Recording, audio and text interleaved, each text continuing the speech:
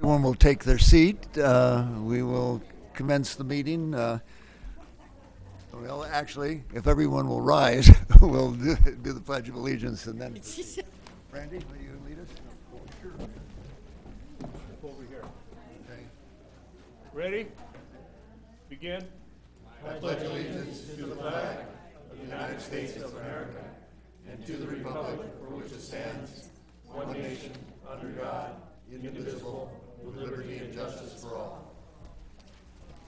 I say justice for all. I'll squeeze in here. Okay. Okay, will the, Should be on by where's now. Jeremy? Where's our sound? Closet. Oh, he's in a closet, yeah. I'm not getting any feedback, so I don't know if my mic's picking up. You can't? That's what I'm Can you hear me? Yeah. Okay. Better. I'll try not to blow Jeremy's ears out. Okay, will the clerk please call the roll? Mayor Johnston, Here. Mayor Pro Tem Haney, Here. Councilmember Blatz, Here. Councilmember Francina, Here. Councilmember Wyrick, Here. Chair Quillisi, Here. Commissioner Corbin, Here. Commissioner Jagiello, Here. Commissioner Lottis, Here. Commissioner Merck, Here. Commissioner Nolan, Here. Commissioner Powers, not here. Okay, we have quorum, so let the games begin. We have well, we need to approve the agenda first. Do I have a motion? So moved. Okay, second? Okay, any objection? If not, so ordered. Okay, I'm advised that the first thing that we do is to receive the staff report on the ATP project status. They will provide for questions from the council to staff, and then we will shift to the workshop part, and then we'll take public comments after everyone has had a chance to sort of settle in. So, Mr. City Manager. Thank you, Mr. Mayor. Well, we'll get right into things. I'll like to introduce Greg Grant, our Public Works Director and City Engineer. He'll be leading us through the presentation. Thank you, Mr. Grant. Good evening, Council, Mayor, Planning Commission, and everyone else. I think it's pretty exciting. We're here. It's been years in the making to come up with a grant like this. I think you can look back to 1988 at the general plan for the city, which has all kinds of direction as far as pursuing pedestrian and bike improvements and traffic calming measures throughout the city. So I think back as far as bike improvements, it's probably, I don't know the exact year, but somewhere in the early 80s when they converted the bike trail to, I'm sorry, the train track to a bike trail. And that was a big step for the valley and for the city to have that kind of a facility.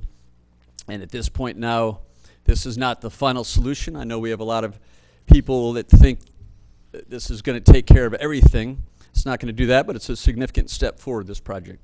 So it's been in the works for a few years now, and it's just cleared the hurdles for environmental clearances and so on that Caltrans has been the lead on.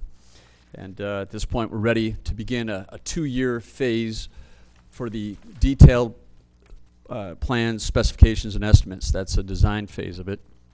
And we'll start that. And hopefully within 2 years, we'll have permits from Caltrans, and then we can begin the construction, which is relatively short, about a 1-year step. I see we're having a little issue maybe bringing up the PowerPoint. Is that coming up? Should I move? And I'd like to turn this over. A consultant that's helped us at the city has been, we've had several consultants, I should clarify, working on this. We've had Stantec, the old Penfield and Smith has been working on this with their traffic engineers. We've had Jim Biega, consultant, and then we had Paul Crabtree, the Crabtree Group, who's a local resident. He's a president of as you can imagine, the Crabtree Group. He's had 19 years as a civil engineering firm and 30 years experience in street design. He's registered in 13 states and works nationwide and internationally. I know he's had some pretty interesting projects designing a 250,000 person subdivision with complete streets over the Middle East. So it's a big project. So I'll turn over the start to Paul. I don't know if I can talk slower to help the PowerPoint start, but let's see if we can. But maybe you can wing it, Paul. Should I move? Greg, do I need to move? It's a bit awkward. Sorry how the seating is. It would be ideal if people could turn to see the PowerPoint. We have it in front You of have us. it there as well.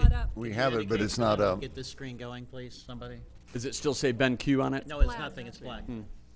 I mean, we do have pointers we like to use on the big screen, so that's ideal if it's not too much trouble to We can turn. turn. Yeah. The computer crashed. No. At least it's not burning. Right. Yes. We are paralyzed. The technology has gone down, yeah. Should we do Service it? to humanity. It worked perfect this afternoon, right? Oh, Lord. Okay. So we're restarting the computer. Give us just a moment. We should get this back up. I've been having all kinds of stuff. My watch is stuck at 11:15 for about 3 or 4 days. You have to press the button. No, I have to get a new battery. I've just been too busy. The power was out Maybe it's- yesterday, most of the day. No, it's probably the Russians electromagnetic pulses. If I could have everybody's attention, I wanted to. Looks like they've got it started. All right. But I thought I would also, if we can have order, for, I'd like to mention that briefly the agenda for this workshop meeting tonight is to have a staff report given to council and commission and give an opportunity for the council and commission to ask staff questions and respond. And then there'll be a break to a workshop format where we all look at we call them strip maps up here, and we have the ability to make comments on those. We have pink and green, if you're more of a pro or a con on different comments you might have. It'll help us see what's going on there. So we'll break for that workshop portion for roughly half an hour, and then bring it back so the public has an opportunity to give comments that they've been informed about on the project to the Planning Commission and Council. Okay. Welcome, Paul. Well, thank you, commissioners and council and everyone else. I'm sorry I have to have my back to you here, but I'll do the best I can. We are, what I wanted to talk about is why are we doing this and give a little bit of history about it.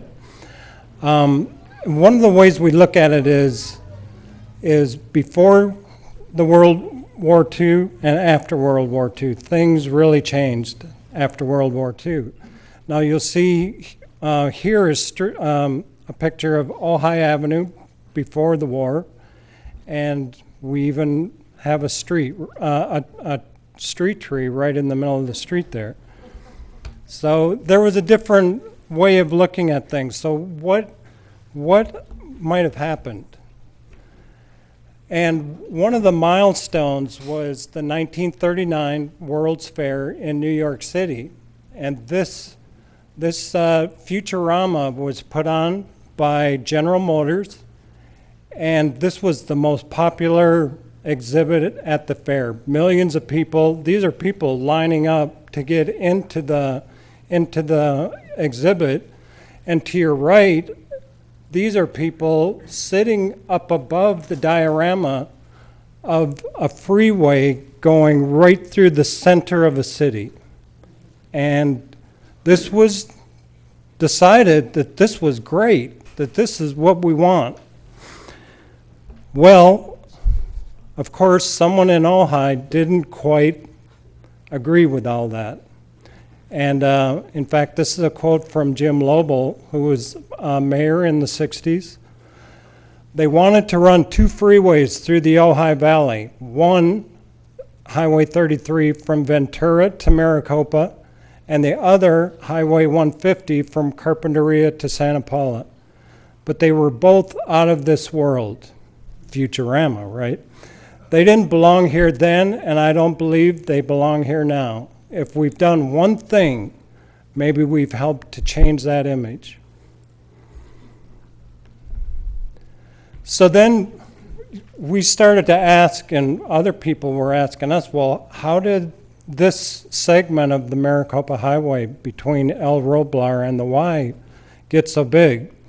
And this is what I've been able to piece together from records and anecdotes, and people here might be able to help fill in some more of the gaps afterwards. But this segment, or State Route 33, was built in the 20s as 2 lanes, and the Y had a center island that was similar to those islands in the Arbolada with trees in the middle of them. It was still a 2-lane road in the 50s and early 60s when the shopping center, high school, and hospital were built.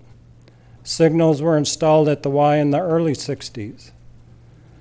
Citizens to preserve the Ojai stopped the planned freeways in the later 60s, but an alternative plan was floated that was a 33 bypass that would extend up the east side of the Ventura River and terminate with an interchange at the west end of El Roblar.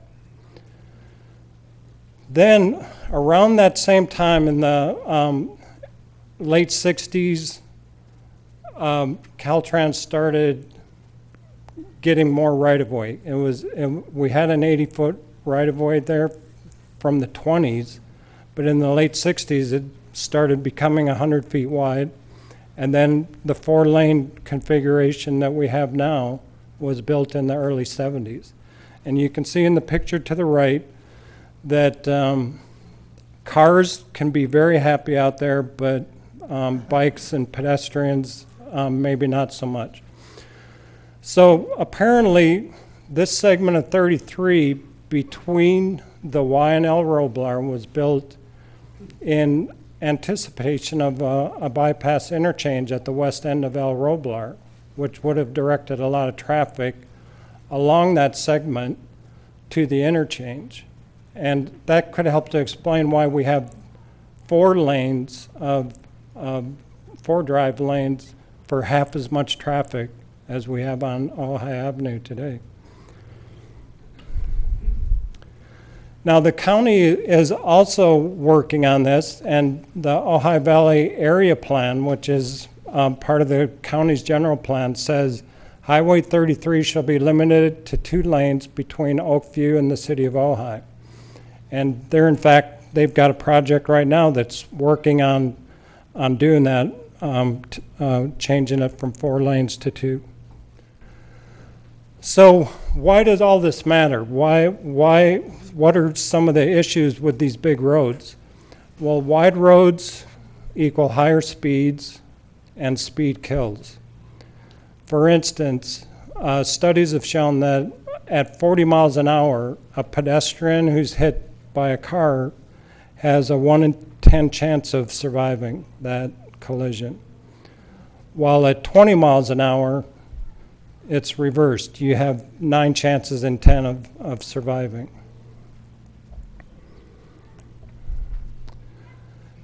Now we look at the accident history of the project area, and the project area being 33 from El Roblar to the Y, and then 150 Ojai Avenue from the Y all the way to Gridley. And accidents, the accident statistics are kept all the time. For this application for the grant, the 5-year period was 2008 to 2012. 80% of the accidents that occurred within the city of Ojai happened in this project area. And in that project area, in that 5-year period, there were 111 collisions, 11 pedestrian, and 13 involved bicycles. And during that period, Ojai was ranked 2nd worst among 75 cities of similar size in speed-related and fatal injury collisions. So that's a real important part of this project to help address that. Paul, could I clarify something on Yes. that, if you can go back? I'm just looking at all the, we're talking Maricopa Highway, correct? But I'm just talking about over by the high school and the hospital area. Yet I'm looking, as I look at this diagram, I'm seeing it run all the way through the city, or am I looking at the diagram wrong? You're looking correctly. Okay, so these accidents are from 5 Points through Ojai, Yes, to the east, okay. all the way through the Right. project area. Okay, thank you. Yes. So, City Council, as you know, has been doing a lot of things to try to address this for many years. And many would remember Sargenttown Planning coming for neighborhood outreach and neighborhood planning. And Nelson Nygaard, one of the top traffic consultants in the nation, came to do similar for the Complete Streets master plan, and there was a lot of outreach done with that. Similarly with this, there's been a lot of outreach, and other things, a lot of other things happening. But the council recently adopted the Complete Streets master plan, and there's a couple of highlights from that I'd like to mention. One is the residents of Ojai have communicated a desire for balanced streets that allow driving to be complemented by safe options for walking, biking, and transit. Also from the Complete Streets master plan, complete streets are not new. They are a revival of a more traditional way of moving through our community. And why would complete streets be prioritized over the existing methods? It's to provide transportation choices. The users are already there, bikes, bicyclists, and pedestrians, but they're being underserved. And there's a number of community benefits and values. Safer travel options for walking and biking, reduced number and severity of collisions, placemaking, increased retail spending, increased physical activity, and more. So what are complete streets? Complete streets are planned, designed, operated, and maintained with consideration of the needs of all travelers, ensuring the provision of safe facilities for pedestrians, cyclists, transit users, and vehicles.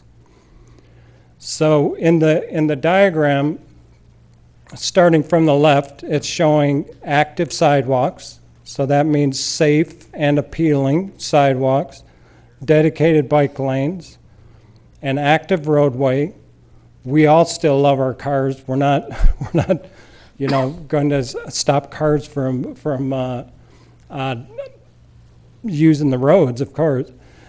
Safe crosswalks, planting strips that help to separate the pedestrians from the vehicles, and also can be used for rainwater capture and groundwater recharge, and green spaces, trees that provide shade and a lot of other environmental benefits. So sort of the summary of this little history is, first of all, America's streets prioritized the automobile for 50 years following World War II. For the last 2 decades, we've been working to shift the needle back to safer, balanced streets. And this project will be a significant paradigm shift for all users. There's no question that we're all going to be behaving a little differently out there after this project. It's not going to be perfect for anybody, but it's going to be safer and more appealing for all. Thanks.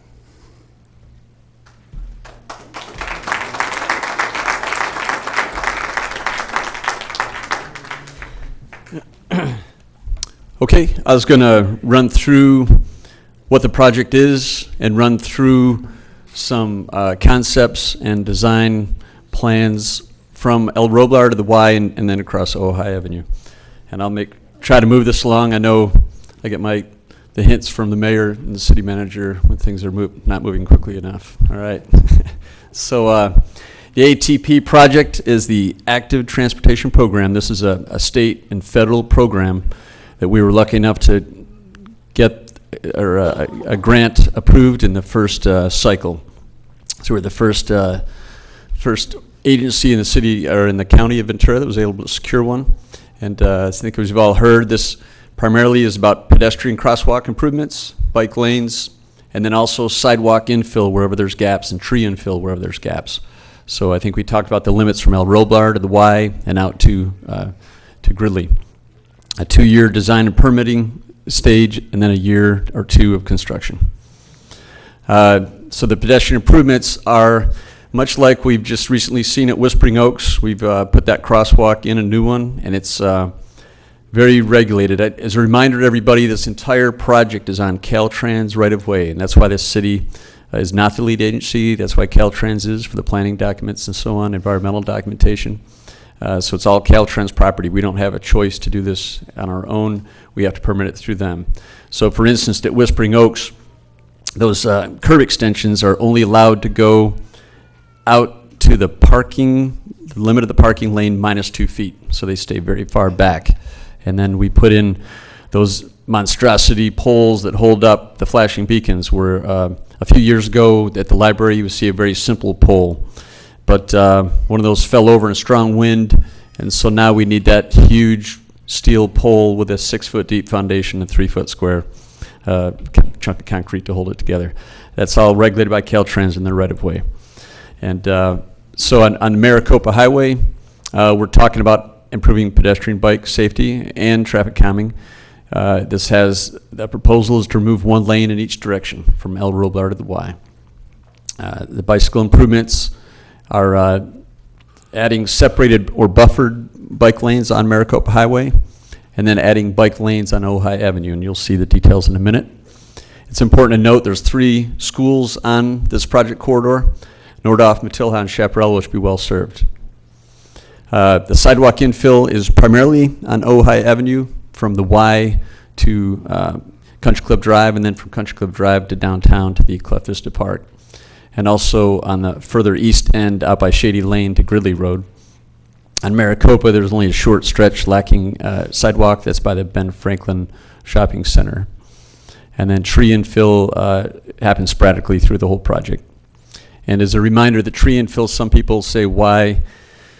I know we have a drought and we'll have consideration for that drought, but at the same time, it's a little bit like why do we have grass here at Sarzati Park? It's a community location that serves the whole community, so if there's any lawn that's good to keep green and mow, it'd be this one at Sarzati Park, just like having trees in the public corridor we can all walk under and bike under and park cars under is serving the public better. There is stormwater capture provisions in this project, and we have parking being added on the north side of Ojai Avenue between Kenyatta and Ventura Streets. This is an interesting recent statistic that was just released. The National Transportation Safety Board has noted an alarming increase in pedestrians killed in vehicles in the past 7-8 years. So they've had nearly a 50% increase, and there's a lot of conjecture on why that's happening, but it seems to be somewhere between cell phones and the insulated way our cars are now. They're incredibly safe. You've got airbags, you can't hear what's going on outside, you've got stereos, and you're kind of disconnected more and more than you ever were from the outside world. So they're seeing us just distracted and not noticing pedestrians and bikes as much as we used to. Benefits of the project have been touched upon, but primarily promotes walking, biking, and also improves the aesthetics of the corridor. You can imagine Maricopa Highway. Right now it's that big open highway, but if you put trees in there and you have that nice corridor of trees shading it, it's much more attractive. It actually shows that these kind of projects improve business. People want to come to these areas and shop, and the safe route to school. The curb extensions, to remind everybody what they're all about, they actually are safer for the pedestrian. Instead of a long corridor, we just see a big long curb, and you don't necessarily see a pedestrian step off a curb and try to cross. Now you've got a curb that pops out, so your signage moves out into the street, flashing beacons, and it's a way to highlight that and break that long, straight path that you may not notice a pedestrian on. The other part, though, it actually helps the cars. It reduces the amount of time a car should stop once the person steps off the curb until they get back on the other curb. So the amount of time a pedestrian is in that crosswalk has just dropped significantly when they have curb extensions. And then the bike lanes, of course, there's a minor point, I shouldn't say minor, but a point related to bike lanes that's important to emphasize. And if you can imagine Ojai Avenue, we've got a lot of parking through Ojai Avenue. And when you pull out from a side street, it sometimes is difficult to get a sight distance without the city red curbing and pushing back parking, which is always trying to keep that balance between parking and good visibility. But when you put a bike lane in, that actually pushes cars out to the middle of the roadway when you look both directions. So your line of sight improves significantly when you push cars out to the middle of the roadway. It's another benefit that's often overlooked. So this gives the limits of the project. You can see this is one of the basic maps that were given in our grant application. And you can see up here in the legend that sidewalks are primarily being added from the Y out to Kenyatta, and then also on the east end. And then this is the road diet, it's sometimes called, the 4 to 2 lane portion of the project. And then this is all of the crosswalks that are being originally improved. And it's a close-up showing similar beginning to the end of the project. I could refer back to that later, but you can see that primarily there's 4 existing crosswalks on Maricopa. They're all existing, so those would be receiving flashing beacons and curb extensions. We actually have, in the interim, already had flashing beacons approved, so those should be installed within the next 6 months. The next council meeting, those will be awarded. And you can see downtown all the primary existing and proposed in the original project. The budget is $2.8 million. That was what the grant application was for. That includes $300,000 for design, which would start soon in the next few months as we get a very detailed process we have to complete following the ATP with a statement of qualifications, request for proposals, a blind RFP they call it, and then cost considerations. Once that design and permitting is completed with Caltrans, we'll undertake the construction for $2.5 million. The previous sheet shows the minimal scope. I'll get a little more detail on it. And then it's important to note that we have cooperation with Caltrans because they have an overlay project, which is they're coordinating to occur right at the end of our project. So if you can imagine, we're trying to finish any flat work, you might call it, curb extensions or medians or other work which would affect the pavement. And then they come in and they overlay and pave the entire corridor. And then they take care of the striping, the thermoplastic striping, and afterwards. So we would take care of flat work, signage, and then there's an overlap as far as the striping goes by Caltrans. They're also responsible for certain ADA improvements, curb ramps, and so on at corners. So there's a lot of cooperation there between Caltrans and the city. We've been having monthly meetings for the past 2 years now. And I'm trying to think about an ADA project. They were intending to put an ADA path on Ojai Avenue from the Y all the way out to Gridley, but it got too expensive. You can imagine moving power poles, mailboxes at every single driveway to make it ADA compliant. Where it ramps, you'd have to kick it back behind it or else adjust that whole driveway cut. So the project became way beyond their budget, and they kicked it out 5 to 10 years. So they still have an ADA project planned for Maricopa Highway, though, so that'll help our cost as well. So here's the design features starting in Maricopa Highway. So we'll run through this by showing the plan view. So these are plan views from the concept maps. So they're all placed on the wall when we start the workshop portion. So you can see the numbers 2, 3, 4, and 5, and they correlate to, in the corner, there's a map which has the segments shown. So essentially it's 2 is Maricopa, 3 is from the Y down to Kenyatta, and then Kenyatta out past to the Seoul Golf Course, and then Seoul Golf Course to the end of the project. And you can see some renderings and photos around each relevant part of the project to get a better feel for it. There is an alternate strip map 2, which would be for Maricopa Highway, that was developed in cooperation with the bike advocates that I'll mention here as well. So these details you can see on these maps that You can see all the details of the existing median going down the roadway. For instance, leaving Miners Oaks, if you turn right, the bike path becomes a separated bike path, which goes down this way. And then we're adding trees and a parking lane here, which would take up the existing second lane. And then number one lane, they often call it, is closest to the median, would stay as it is.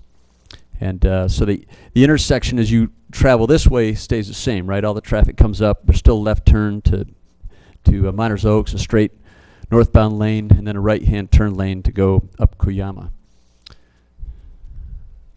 This is a nice rendering, which makes it a bit simpler to understand, but you can see the median, the existing median is in there. And let's see. So the existing median.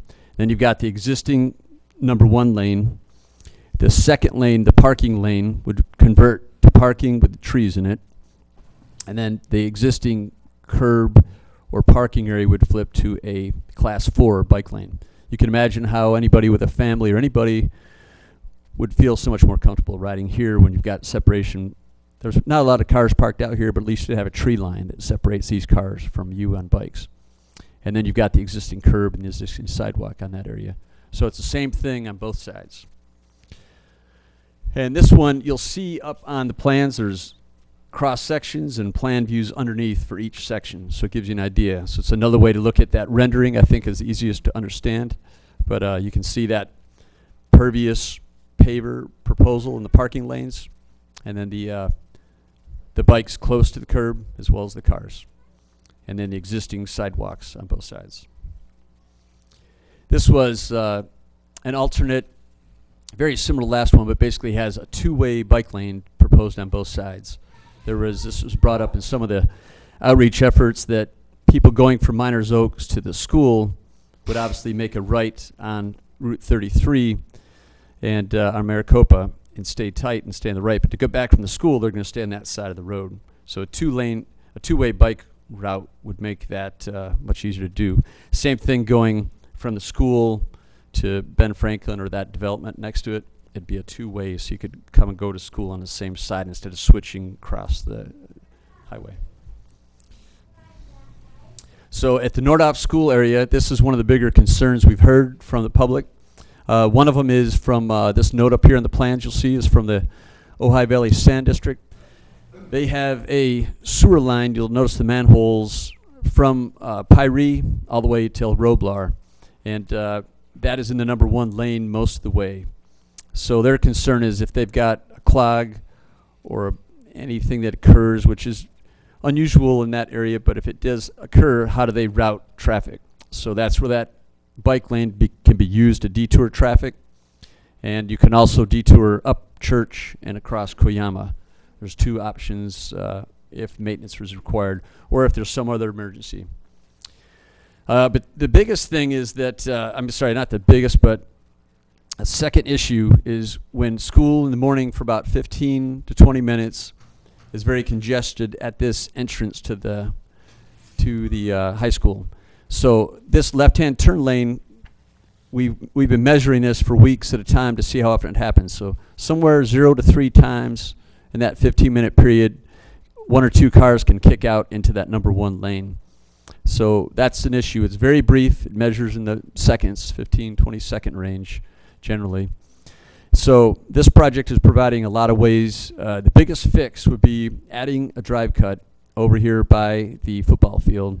We would add a driveway cut here. This is a bike lane and this is a driveway cut. Because what's happening here is all the cars coming southbound on the road stack because they're slow moving through the parking lot. And it doesn't provide a break for that left-hand turn lane to get into the school. So by providing another driveway cut here, the traffic will flow in, this will free up, these cars move through, and it should completely eliminate any problem stacking that left-hand turn lane. There's still a couple options. One is to extend the left-hand turn lane into the median further, the landscape median.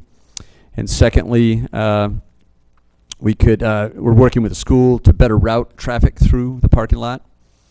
And when more people feel safely, it's safe to leave their kids on this side of the roadway, and they use a pedestrian crossing, every time a pedestrian comes across here, it breaks the traffic as well, and that's when this empties out that queue. I should mention as well, it is astonishing. I didn't know it was that high, but everybody's talking about the enrollment at the school dropping, and it's gone from 1,260 peak back in 2000. I guess that's 18 years ago, and they're now down in the low 700s, and they expect it to, I guess, even further dip based on some enrollment, but to stay steady in the 700. So it's a vastly different. I think a lot of people talk about when they were dropping their kids off, 10 or 20 years ago, but that crowdedness that occurred is not occurring so much now. For instance, at the football game last week, sometimes during these peak games you see 4th of July, for instance, parking all the way down Maricopa Highway. But last week during the game, there was 15 cars parked on Maricopa from the driveway cut to the football field. That was it. And there was about 60 spaces left open in the parking lot. So we're not really seeing that parking. I guess the big test, I understand, is in 2 weeks. There's a game against Carpinteria, and I think there's a homecoming at the same time. So I think that's the peak. So we're going to take a good look at that as well. So emergency response, I think I covered it. You can always use the bike lane. There's plenty of room to divert or detour traffic down the bike lane. There's room to drive around in many places if there's a car in the way. Police and fire often use an oncoming lane if they're in a difficult spot. And then there's always a detour up Church and Koyama that takes about 30 seconds longer. We have had significant reviews with the police department, the fire department, CHP, the ambulance service, and the hospital, and they all are supportive of this project. And they think it's unlikely, when we talk about when this might happen, all the cars are actually parked all the way down Maricopa, and there's a sewer line break or an accident. Well, you've got detours around it. Worst case, you go up Church and down Koyama. I know there was even some talk about, I guess a good comparison is downtown at the arcade, right? We've got delivery trucks, Ojai Day shuts down that area, and we've got the Mountain Beach Marathon. All these things occur, and people get around downtown okay. So here's after you go from the high school and you head to downtown, this shows a rendering that the bikes move off the curve next to the travel lane with a buffered bike lane. So the buffer is better than just a stripe. There's enough room there to a buffer, and then still keep trees here. This is the original concept that traffic engineers recommended. But there is a growth of using the Class 4 bike lane, which is when you have the separated approach we talked about before. And let's see, I guess I'm going the wrong way. But anyways, the separated bike lane that we had back here is what's being proposed in cooperation with the bike advocates to try to keep the bikes separated with a tree lane to make it safer. It's a little bit more confusing when a car pulls out of a parking lot. They've got to cross the bike lane and nose out into that parking lane and look. But it's still done more frequently because it's much safer for bikes in that area. So we've worked through that concept. So the hospital, as I mentioned, and Lifeline Ambulance Service, we've met with them. They're supportive of it. We also we're aware there's an issue with an MRI truck, I think, that comes Tuesdays and Fridays. So they pull out of this parking lot, and a very unusual maneuver where they back into traffic and drive down and do a U-turn at Church. And the curb extensions make it difficult for him to pull a U-turn at that church, but it's not the safest maneuver anyways. So it's better for them to go up Church, over to Koyama, and come back over. It took him, he did a test drive on it the other day. It took a minute and a half extra for that big truck. But doing a U-turn using all 4 lanes on Maricopa is not ideal either anyways. So these cross sections, you'll see at each one. I think when you go through, if anybody wants to see that other perspective, you got that cross section in the plan view.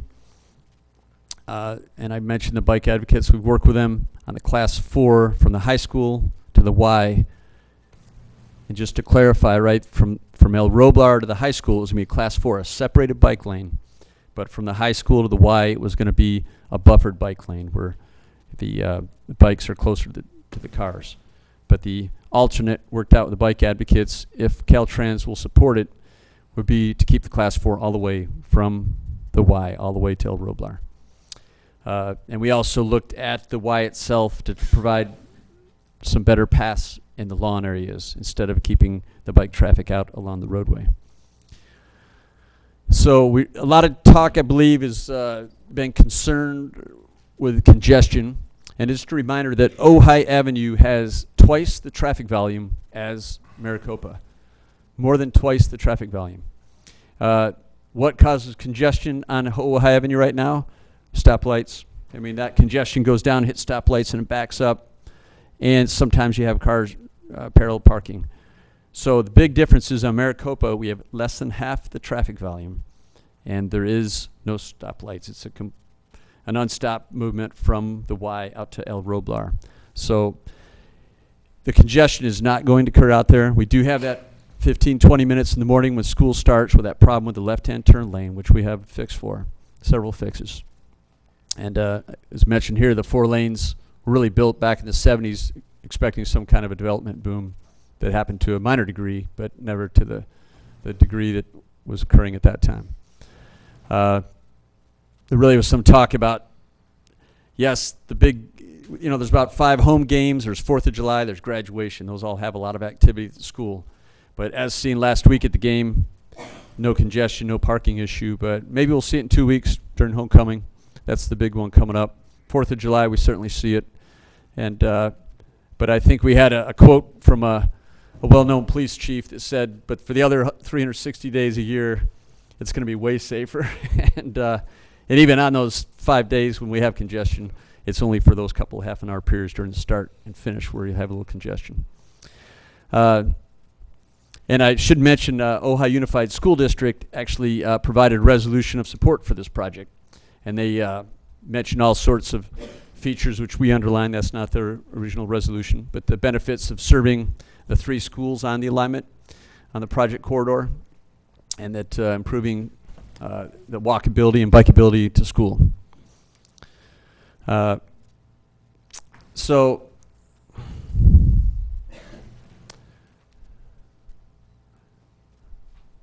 yeah, what is it all about? Why are we going 4 to 2 lanes? Safer for cars. We're going to have 1 lane. I think everybody's accustomed to when you pull up to a crosswalk, 1 car stops and the other one, sometimes in a hurry, zooms by. Anybody out in that Maricopa always says you don't walk across that street blindly. You stop. When the first car stops, you wait, make sure the next one's going to stop, and then you proceed. It's a dangerous situation. So it really helps for pedestrians, bikes, and it'll make it calmer for the cars.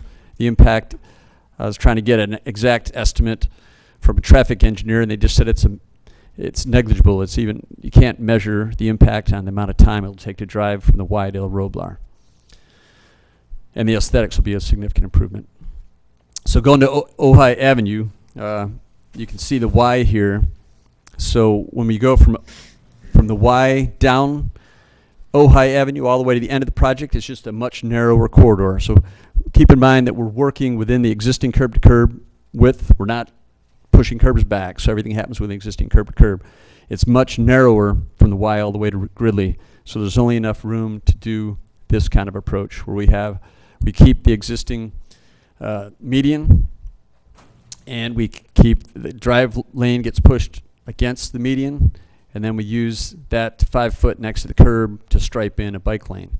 So it's a modest improvement, but it does help keep the car tracked in its area, has a minor impact on when they're speeding, and it gives a little bit of safety for the bicyclist, but you'll still be much better to take the parallel path, the bike path, the old railroad track. These gives another view of it.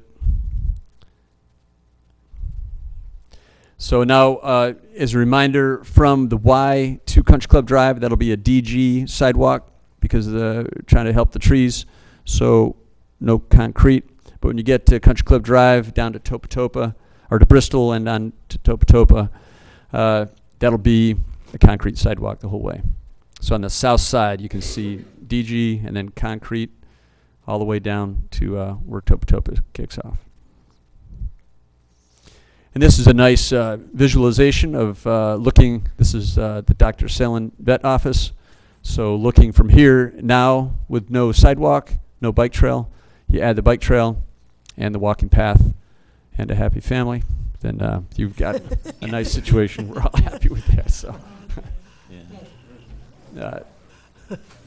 now I think this is in. So in other words, again, this one I don't think is much to see up on screen, but we can all look at details if anybody has a business or a particular concern. But I do want to highlight, as you come into town, we have curb extensions proposed at a lot of crossings, but we're being very careful with curb extensions not to block the right-hand peel-off. So when you pull in, and you do see traffic congest as far back towards past Blanche on occasion on weekends. And sometimes people hug the curb and they peel off and make a right-hand turn to get out of that traffic.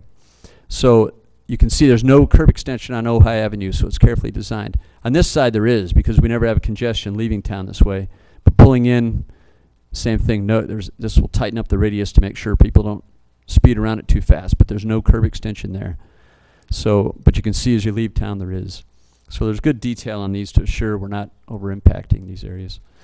So this is intended, this median, this landscape median, to make a placemaker as you come into town, a gateway to say, I'm in town, I'm in the pedestrian area, it's time to slow down and pay attention to pedestrians. So we've got it permitted right now. We'll have a flashing beacon going in on each side and leader RFB because people really zoom around this corner. But this, in a couple of years, we're talking about having these curb extensions come out and have this median. So it's a nice gateway, and it will tighten things up. And people know when they see these kind of things, they need to slow down. They're in town. This is an important improvement as well. Where El Paseo goes by the Clough Vista Park, I think anybody who knows when you cut across here, you can never tell if these cars are going to go straight or turn. Nobody uses a turn signal on Ojai Avenue. So if you ever try to cross here, it is not a good place to be. But this bullnose will come out, and now cars will pull up. They still have room between the bike lane, a dash bike lane, and an extra shoulder to pull up and slowly turn in here. And this traffic can still flow by. But it'll make this much safer here and kind of fix that issue as well. So here is a ground level shot. This was before the median was conceived, but you can kind of see how much pavement is there. It's a huge intersection. And it'll be tightened up as shown on the bottom, but also a median is proposed there as well. And there you go. That's that shot that Looks so good. I know there's some concern for adjacent business owners that can you see from a car to the frontage of the properties here. So we're trying to be careful that we get trees that are more mature, a bigger box tree that we have about 12 foot clear, so from any car you can see easily straight over. And we're talking about bringing back, this is a trolley stop here, but back a little bit we'd have some additional parking, and that parking really helps out businesses as well. So these strip maps give a little more story. As you reach Signal Street to Fox, there's the curb-to-curb width is narrower, so we have to do a share. So the bikes have to share the road with the cars. It's actually an ideal place to do it because traffic speeds downtown tend to be under 20, 25, so it's a safer place to ride a bike. It'd still be nice to have that bike lane, but we simply don't have the room. The curbs kick in quite a bit. When you pass North Montgomery, the curbs kick back out, so you can see that bike lane starts up again. And I guess Paul had a similar shot. I think we got it in here as well. Same tree. same tree. Okay. So the proposal right now is to have tree pockets in front of the arcade. So this actually, the old shots had trees at every downspout. All the rainwater used to collect in the downspouts, kicked down to tree pockets, and it kept the trees watered. So that's what's proposed, to have them periodically, to keep in mind that traffic is, parking is a real issue downtown, so we're trying to minimize the amount of spaces that would taken by trees. But it would be, I think anybody who's been down there 4th of July, if you're standing under the arcade, you still get blasted by the sun. It's still hot, so it'd be great to have some additional shade to the arcade as well as the parking around there. And here's a nice rendering that shows that idea. However, the number of trees, we're talking about putting them at downspouts, but also to minimize impacts on parking. There's a curb extension downtown at the central crossing as well as the east end crossing. There's Paul's shot. So I think as you leave town, heading out to the east here, it's pretty much a quickie that this section is very similar to what was before. You've got just enough room to put leave parking on both sides and have a bike lane. So it's not the separated or buffered bike lane, it's just a stripe creating the bike lane. We have had areas we're working with the bike advocates to provide those two-way bike lanes in quite a few locations, as well as additional crossings that I can highlight in a minute. So here's a nice rendering. Right on the left-hand side, that's your shot looking to the west downtown. And on the right, when you add that bike lane and some trees and tree pockets, which keep in mind are also for stormwater capture. That'll capture water, infiltrate to the ground, as well as have trees there for a great place to walk by in the shade, bike by in the shade, or park your car in the shade.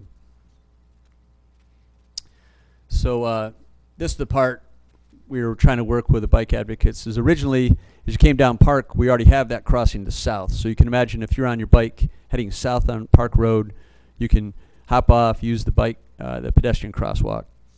But if you're coming north on Bryant, that would be quite difficult. You'd have to cross Bryant, stay on the south side of Ojai Avenue, go across Ojai Avenue, and then cross back over on Park. So we've added a crossing here on Bryant, so that way a bike can come up, cross, stay on the right-hand side of the road, and go north. So this is a way to create some crossings on the road as well as help pedestrians. Very similarly, so we're out to Sewell Park here. We call it Ellison Lane, but people don't know we have, the city owns this right-of-way all the way from here up to Grant. And there's a new crossing proposed here. And we have additional right-of-way along the Sewell Golf Course. So we can put a two-way bike path here so bikes can come down here. We have a great dream of expanding the bike route up here in some other project. And so you could ride the bikes either way here, go down Sewell Park and get, we're trying to improve that bike path at the end by Humane Society as well. Different project. And so when you come down here or here, you can ride on the right-hand side, the north side of the Ojai Avenue, then cross here. Not perfect, and then you got to hop across Bryant and come down. Otherwise, you can come down, use a two-way, and go through Sewell Park. But at least coming up, you've got options here. You can stay here, go up and over, or make a couple crossings. This is our new crossing at Whispering Oaks right now. So these sheets are the ones that are up on the walls. As a reminder, everybody, sheet 2 in the back there, sheet 2 alternative for the class 4 bike lane from El Roblar to the Y. And then we got sheet 3 and 4 with all these renderings around them. And I think that would open the door to the workshop at the mayor's pleasure. Okay, the next item on here says to provide question and comments to staff. Is that from the dais? Yes. Okay, so is there, Planning Commission, the council have any? Yes, Steve? Thank you. Greg, you mentioned the sewer line under the road on Lane 1, I think it was, on Maricopa Highway.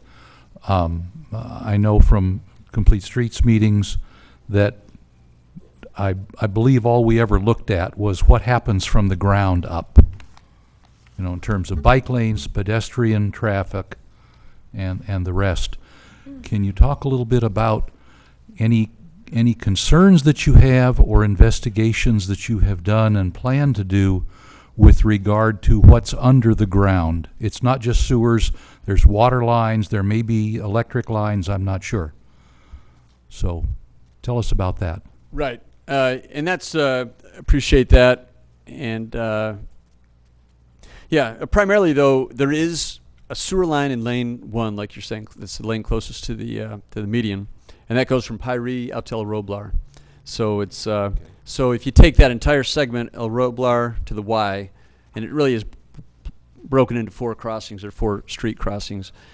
For 2 sections on the north side only, there is that issue with the the sewer line. So that's the part we're working with OVSD. I know they are not excited about having a tree anywhere near those sewer lines.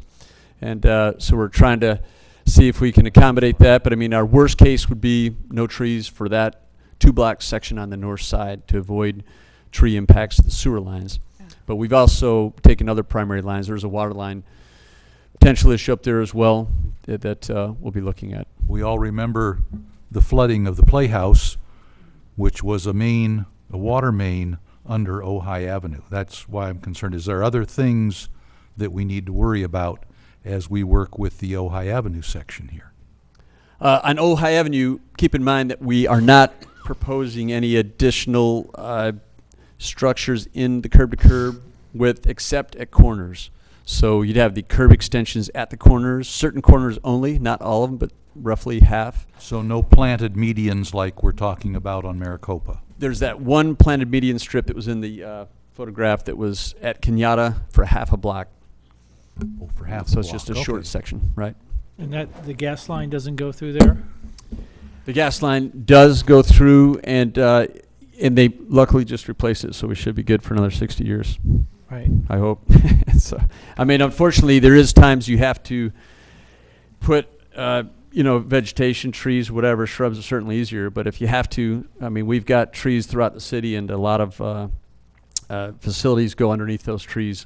For instance, on Signal Street, just south of the Playhouse, there is a giant oak tree just south of the theater, and we have a corrugated metal pipe that goes past it. Well, during our inspection years ago on that pipe, it was corroded heavily. It was about a 60-year-old pipe, so the corrugated metal doesn't hold up. Well, it's such an ordeal to rip up the street anyways. We lined that pipe right past it, and we didn't disturb that tree. But if we had to excavate that pipe, we would have pretty well killed that tree. It was right by the trunk. Yeah. Okay, Kathy? Greg, I had a question. I just wanted some clarity. So you had mentioned earlier that Caltrans didn't have the funding to do the ADA projects that they were going to do, and it sounded like they were going to do a certain portion, Maricopa. but not the Ojai Avenue. And so does that mean the sidewalk on the west side, if you started at the Y and you were heading towards like OVS and Matilha, is not going to be widened? As you head to Ojai Valley School. Oh, From no, all right. From the Y, from the Pat Weinberger's Memorial Right. Park to... No, that's still part of the project. Yep. So they are going to actually widen that. I mean, the city, that's a mentioned specific part of our scope, so we're going to improve that over there. Okay. But we have to do it with the existing right-of-way. We're going to try to acquire right-of-way as well. Yeah, There's my a real narrow concern- block there. My concern there was there's a portion or a couple portions where it's only 18 inches wide, so somebody in a wheelchair or even a lot of the school kids have to, I see them stepping out in the street and what have you. So that area is a big area of concern. And I just want to make just a quick comment. I happen to chair the Complete Streets Committee, and I wanted to thank our city council for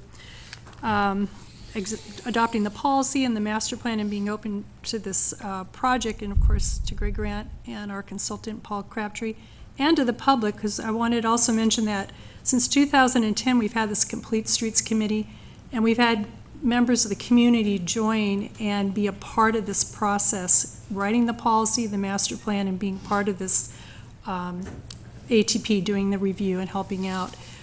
So I just wanted to thank them. But I also want to point out one other thing that some people may not be aware of.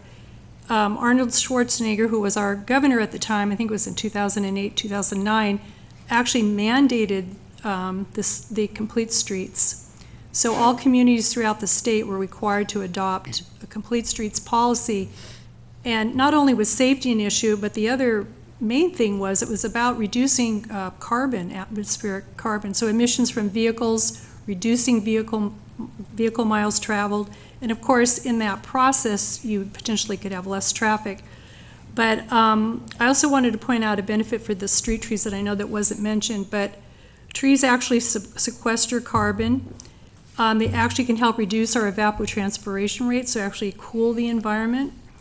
They're actually part of the slow it, spread it, sink it process, because the trees will slow down rainwater, which could be erosion. The roots can actually help pump water in the hydrological cycle, so I know we have to water them initially, but they're actually a benefit even in a drought. And I think that was it for now. Yeah. Thank you. Okay. Jester? Just a second, I'll come Greg, back. we talked about the speed limit adjusting in a few places, especially at Bristol, where that 35-mile-an-hour sign is, and then people speed right around that corner where you want to slow it down. And Caltrans has not been very cooperative as far as wanting to do that. I just still feel that some kind of speed control is necessary in order to really make that turn work. Have you have any thoughts on that? Well, I know Caltrans, years ago, we worked with Caltrans to move the 25-mile-an-hour speed limit out to Clough Vista. Instead, it's up by, I think, Bank of America right now, right? And I just had talked with them about it because they had supposedly got it approved, but they were waiting for the sign crew to make the change. So that will get moved, and they were just trying to find out how it got held up for so long, because that was over a year ago when it was approved to go to the sign crews in order. So I think that'll happen. I think the other part, though, is that realistically, the speed sign's one thing. With enforcement, it can happen, but without tightening up that lane will help a little bit. People will less inclined to hug that curb and stay tight to it. I mean, I could even imagine on that area, that bike lane would be an uncomfortable place to be in the middle, inside of that corner. So we would tend to either put raised pavement markers like you have on Creek Road, or even possibly paddles or something to help protect that person. But Right. those kind of things, those physical features, are what slow people down. Okay. Yeah, but you are aware that sign, that 35-mile-an-hour sign, people start to speed up, and then you turn the corner, and then there's the sign for 25 miles an hour. Yeah. It's We were aware of it's that a real years ago. disconnect Yeah, it's a there. little frustrating. We have to wait Okay. that long. to get it Sousa fixed. has a question. Oh, no, just a comment. It's just important, I think, for the public to know that this is part of a valley-wide plan, that there's a plan for Oakview to connect, to make Oakview 2 lanes and have bike lanes so that people can ride and better access to the bike trail, because there's areas along 33 where it's very difficult to access the bike trail, like in front of in front of Villanova School. And the other component of this is going to be bicycle education, because you cannot successfully, not part of this grant, but the bike advocates, and to have a successful bicycle pedestrian-friendly community, you have to educate the students, so that all communities where this is successful have bicycle safety education in the schools. And if we work together, then we can reduce the traffic congestion that is so awful in the morning now, and during pickup. So, and that's the vision for the future, because we're living in a time when we really don't have a choice. We have to reduce our impact on the earth, and that's part of that. I ask you to, let's just have happy fingers and no applause or boos. We want to encourage participation, but not to discourage those that you disagree with. In this case, it was an encouragement, so thank you for that. Do we have other questions or I have comments? another quick history question. Bill? Mr. Crabtree, I was wondering if you could supply one more piece of history. When we had the mentality that I really appreciated the history of why the 33 was built the way it is, was meant to connect to that quasi-freeway that some people were still having dreams of, apparently, on the bypass. What were they planning to do to Miners Oaks to get the traffic through there? That is still a mystery, because I was checking some of the parcel maps to see if right-of-way was stretching out during that period, and I didn't see it. Okay, thank you. Okay. I can help you with a lot of that history at some point. I was here. I don't know that my memory is quite accurate, but my recollection was the Carty family who dedicated property to the school district to provide for the high school out there, in return expected to develop that entire area. And there's a whole history of the shopping center that was to be built that went all the way to the Supreme Court. when I came in '71, that road was already pretty much widened. It was the first link, what they thought was going to Bakersfield, apparently, not through Miners Oaks. It's amazing how, like you say, the Futurama. I remember as a boy going to the downtown show when they'd come to town every year and show us the cars of the future, and nobody sort of thought about things like the pollution and the rest of it. It was just shiny objects that we all coveted. So, okay, do we have any more questions of staff? Oh, I have a- Randy. Greg, just a couple questions.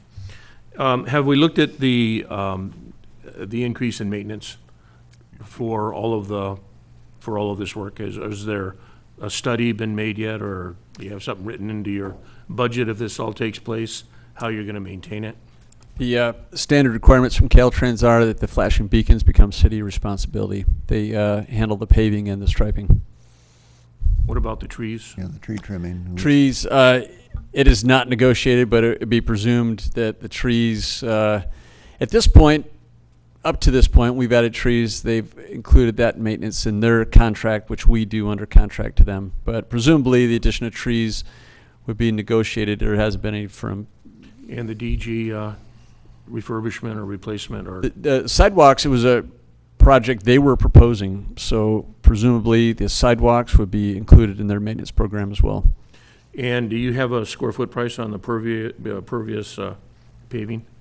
Or do you have an idea of how much of that you envision being utilized? I think it's important to note that the pervious pavers were not part of the required scope for this project. They were added in to the project as, so there's, the pervious pavers have a couple of potential issues. One is cost, so they're low on the priority list for the project. If we can afford it, we'll do it, but if, and also Caltrans has not put any on their right-of-way to this point, so whether or not they would even permit it, they've not given us a final on that as well. And then one final question is, on one of your drawings you showed on Maricopa Highway from the Y down, I think, to Church, or maybe further down, you showed cars actually parked in between trees. But if we're using that area for stormwater capture, how do you envision that working? If they did park on the pervious pavers, they still work. It's just this. If we use pervious If we use pervious or pavers. any type of material. I'm not necessarily inclined to go with pavers. I know there's an asphalt out there that can be utilized also. Right. Okay. And then has Casitas Municipal Water District been integrated into this regarding their main line? Yes. Yes, we've met. They do have a line on Maricopa, which is not an ideal location either. It's in good shape, and they don't expect to they don't have any near midterm replacement plan for it, you know. But so we'd have to. We're going to have to look in the detail design where laterals come in to make sure we have good access. That's where typically you have issues, is where laterals come in. And worst case, you could have an issue where a line is adjacent to a tree, and if as it matures, you might have to cut into that. The tree canopy, the roots zone. Well, I'm thinking more of the age of the infrastructure, the fact that their pipes are 80-plus years old.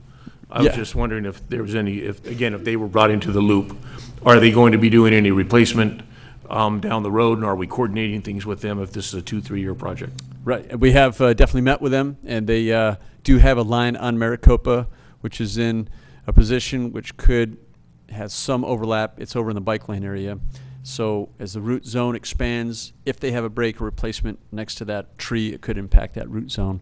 But they don't have any near or midterm plans to replace that pipeline. It looks like it's got a good 20, 30, 40 years left on it. And then, Mayor, the last question. You know, the new walkway that was put in by Whispering Oaks, as it comes across the highway, is that ADA compliant? Yes. The fact that there's a dip there? Yes.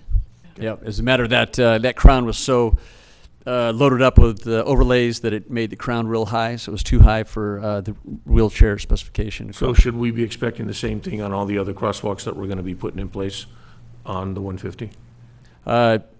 Possibly. Okay. I can't say we surveyed that, yeah. Thank you. It acts as somewhat of a reverse speed hump, but it's pretty mild. Yeah. Okay. Yeah, I get it.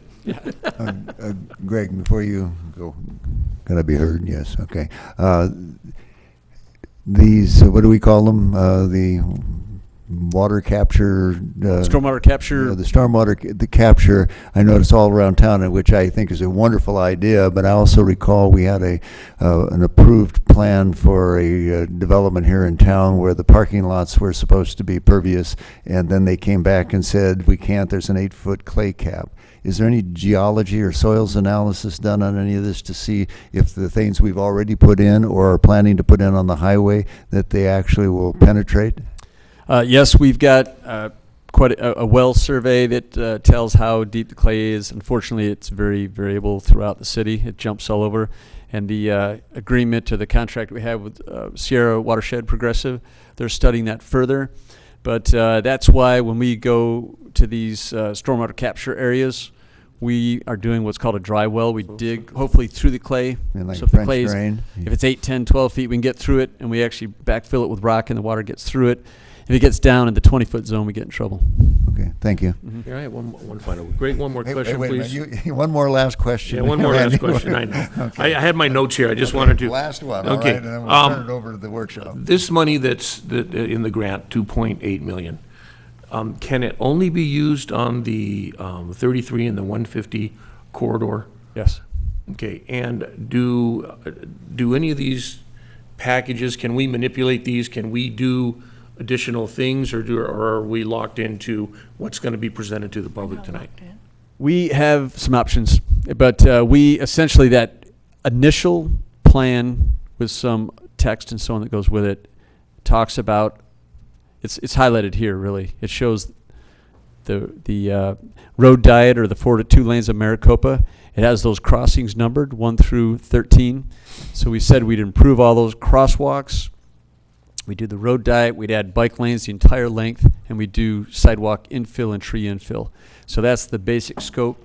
So the additional crosswalks that we talk about, permeable pavers, and some other features, if we can afford it, we do it. That has a lot to do with how well we can work with Caltrans and what kind of funding they free up of our money. Okay, thank you. Okay, thank you, Randy. Mr. City Attorney, procedurally, do we now recess to the workshop, or do we, is it just part of the meeting? The workshop is just part of the meeting, Okay, as so we is can planned. declare that the time Declare is- the workshop open and Are you ready? assess the procedures. I was hoping to mention one very brief comment, because I know it came up plenty during the outreach meetings we've had, and people say, why do we need to have a bike lane on Ojai Avenue? We've already got the railroad converted to a bike path, and it's you don't need it. And I just want to clarify to people, there's 2 categories. There's the harder core bikers that want to move on Ojai Avenue, don't want to get on that bike path and go slow and deal with all the crossings and things and all the people walking their dogs.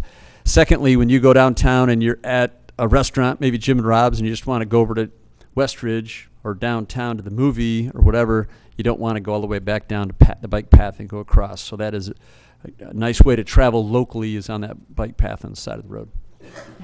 Okay, let's Okay, go. Mayor, can I interject one more thing? Just one last question. Well, then I want Are to we- also. Wait, Are we ordering pizza? Yeah, no. They did it, they You did it don't at the need Oakview pizza, meeting. Randy. We do, Yeah. we're At the starving at Oakview meeting, 7:20. they had Okay. pizza. Okay.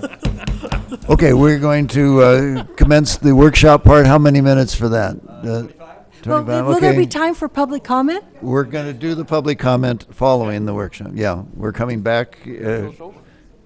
Make sure. Okay. Yeah.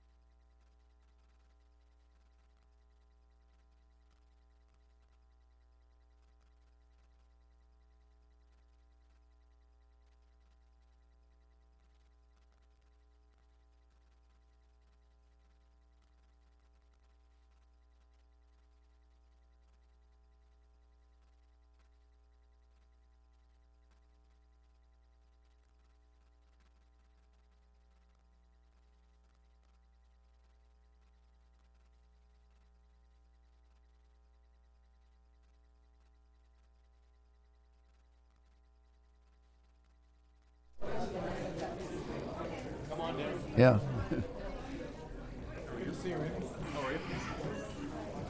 Y'all quiet down there? You got your notes? Okay. Take it, we're not eating dinner. Afterwards. so hungry, I'll too. buy a sandwich. Okay. I just wanted to clarify that. Yeah. This is Mr. City Manager. Is this going to Mr. City Manager? Do you have the blue cards? Okay. I think we got I think they're still coming in. If anybody has a blue card that they'd like to turn in, please bring it up now so we can kind of divide the time up. Otherwise, we may be here all night. Okay. What do you think we have? I think about, what did we say before? I picked up like 3 more, so we got about over 20. Around 20? Okay. 22. Look happy that we got that many. Well, no, that's fine.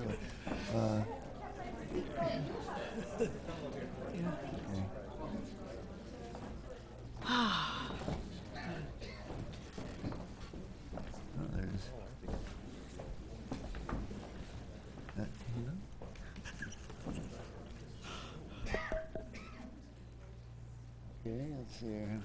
Well, here. Are we all? Oh, we're missing Paul?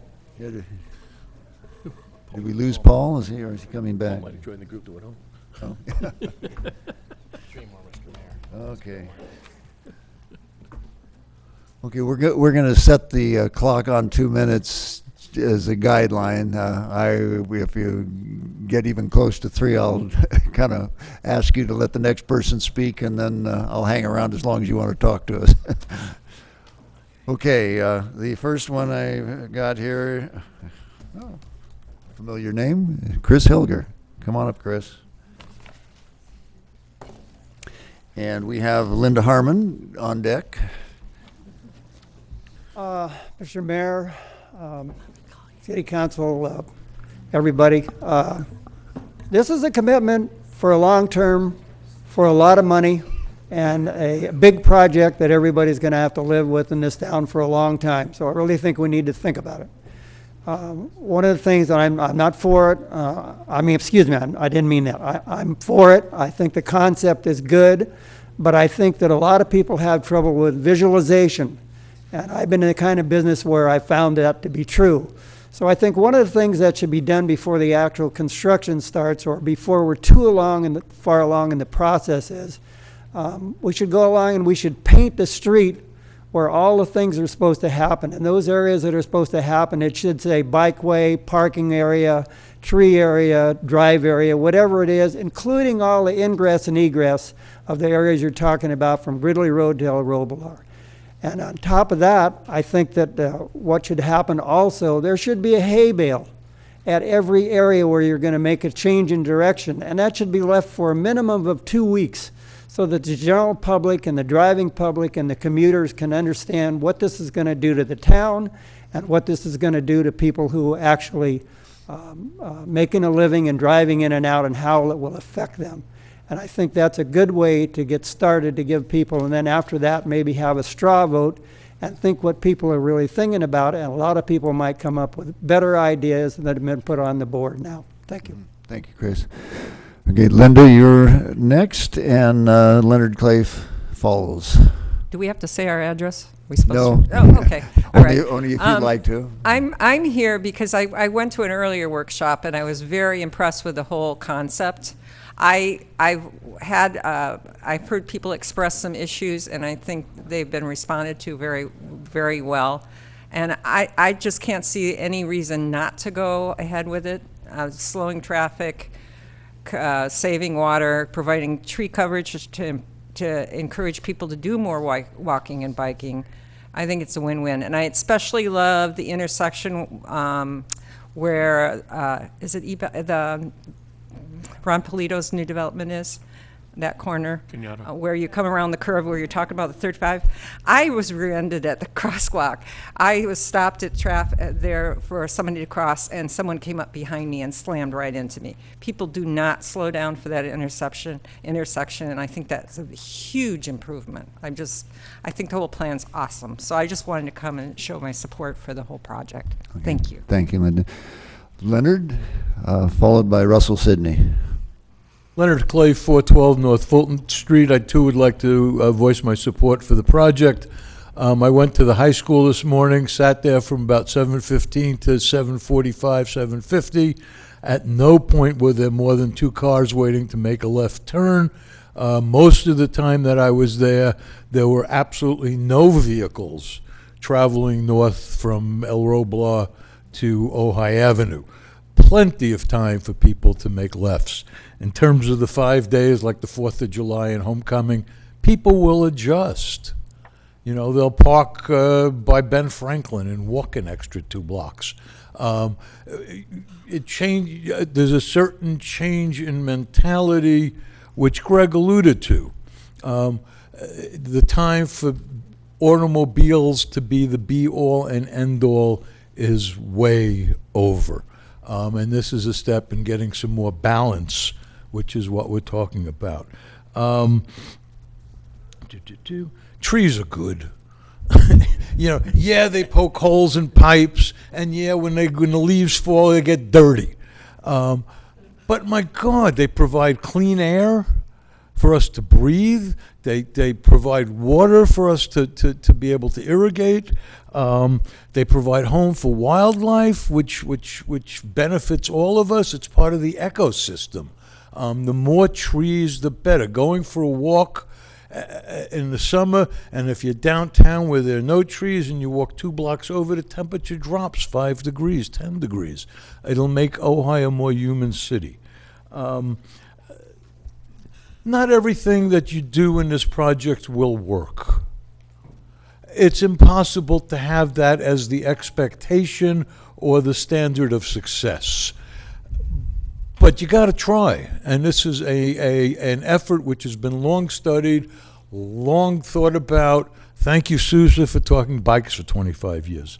And ending with bikes, I really wish that people who drove their bikes had some respect, additional respect for themselves and the drivers by at least slowing down and looking when you go through intersections. I am absolutely petrified that I'm going to kill somebody who doesn't. And feeling bad for them, I feel bad for me, because I would feel horrible if I killed somebody, whether it's my fault or not. So bicyclists, please, please, please pay some attention. Okay, and our next speaker maybe can address that. Russell Sidney, come on down. Thank you. And Betty Ann, you're next up. Thank you, council members and commissioners. As a bicycle safety advocate for over 15 years and a lifelong transportation rider, please do what is needed to make Ojai a family-friendly bicycle city, meaning a city where bicycles can be used for transportation instead of using greenhouse gas and smog-producing cars and trucks. The project is funded by greenhouse gas reduction funds. You've all received the report that I prepared about bicycle-friendly highways. It has the details about what it takes to do this. There may be better solutions, but these are the ones that have been developed by international bicycle safety experts and approved by the government. There was an article in the Times last week that summarizes the scientific view as to why this is important. The information was created by the world's top scientists in the area of climate science. Without dramatic steps to reduce use of fossil fuels and lessen the release of carbon dioxide and other greenhouse gases, global temperatures could reach the tipping point in only a dozen years. The Intergovernmental Panel on Climate Change has warned. That would mean that within less than a generation, the planet would see even more catastrophic wildfires, worsening food shortages, and mass die-offs of coral reefs, among other effects.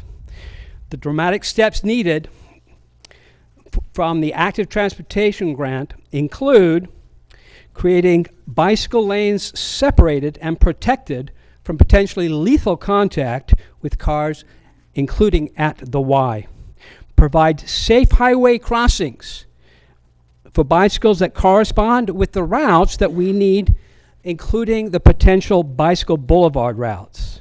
provide safe routes to school that take students from their doors to the bike racks at school and home again safely. Provide enough streets so provide wide enough streets so bicycles can ride without being in front of moving vehicles or next to them. They need a 3-foot distance that's required by law from the vehicles. Using the internationally recognized green safety paint judiciously Okay, time to start to wind up. Go ahead, finish. would be particularly important for the international visitors and riders in our community. Anything less than the full safety measures will prevent people from riding, or worse, resulting in serious injuries and death. Okay. Please provide the maximum. Thank you. Thank you, Russell. Betty Ann? And we have Bill Miley on deck. Hi, my name is Betty Ann. I have lived in Ojai for 19 years this month. I support the, can't hear me? Okay, sorry. I support the ATP project. I frequently ride my bike for exercise, pleasure, and errands. I think it is a pleasurable and healthy alternative to driving my car. I have seen bicycle use increase quite a lot in the last several years in the whole Ojai Valley, but I have not seen an increase in bicycle awareness and safety for both bicyclists and automobiles. I quite often feel that I am taking my life in my hands when I'm riding my bike. I've had a few near misses involving vehicles that were not driving safely around bicycles. I would also like to see more families with young children and senior citizens feel more comfortable riding their bikes through Ojai. I believe this ATP project will help create safe, well-marked bicycle lanes with adequate signage, which will go a long way in creating bicycle safety and awareness for all who travel through Ojai, and help the Ojai Valley become a more bicycle-friendly community. Thank you. Okay, Bill Miley is up, and is this Jeff Weinstein? Do I have that correct? Yeah, there he is. Okay, you're up next after. Okay, for the record, my name is Bill Miley. I've lived here a long time. I have been involved in over the past several years. I've been involved in the various workshops that have been presented. I like the ideas. I like the Maricopa repurpose plan. A 4-lane highway does not belong in the valley. I like the filling in of the sidewalks along Ojai Avenue. I like the medium island with trees from Kenyatta towards Blanche. It's a little speedway as you come down. You just sort of speed up as you go down the curve. I like the arcade trees. That's a great idea. In summary, I believe the following is the truism that's the foundation for all of this. People movement is the center and core function we're concerned about, whether in residential areas, business areas, service areas, and downtown areas, as well as the arteries of the valley and the community.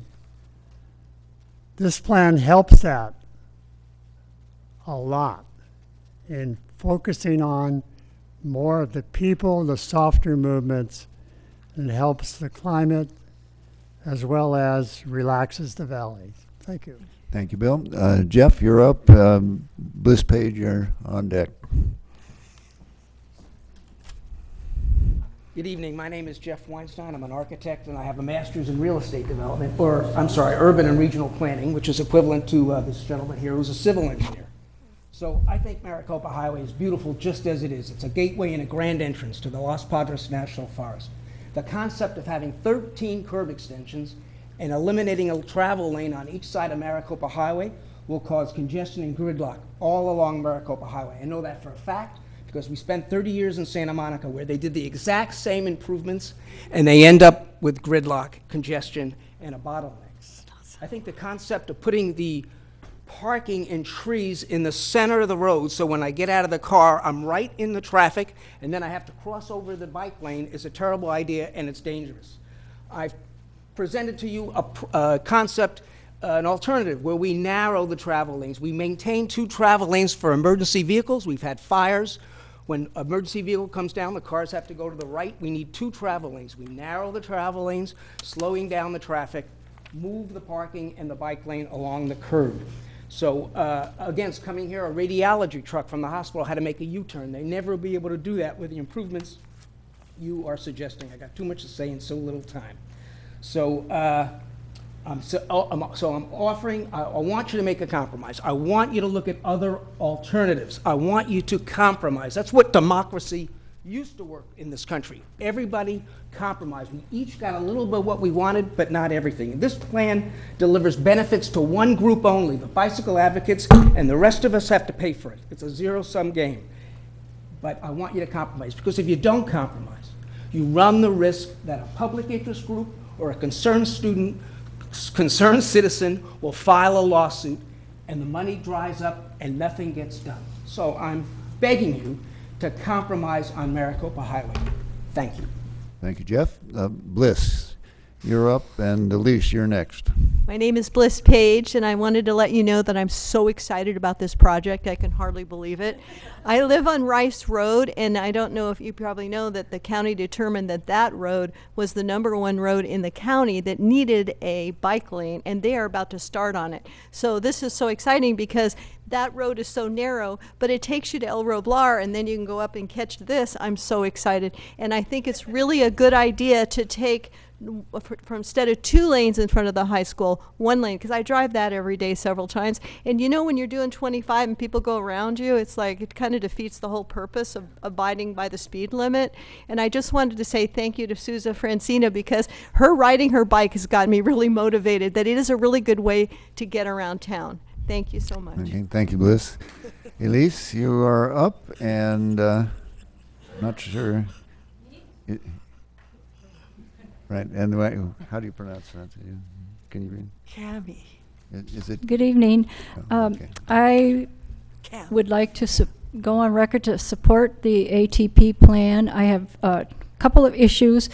One is in front of the museum, they're talking about having parking all along there, and I would suggest that 2 places in front of, very front of the front door of the museum be loading zones instead of regular parking, because there's a lot of seniors and disabled people that come to the museum, and it would be very helpful if they could pull up there and be dropped off and not have permanent parking. So I would request 2 loading zone spaces there. And I spoke to Mr. Grant earlier, and he, just for the record, I asked him what kind of trees they're thinking of planting, and he said sycamore trees. So I just thought I'd pass that along.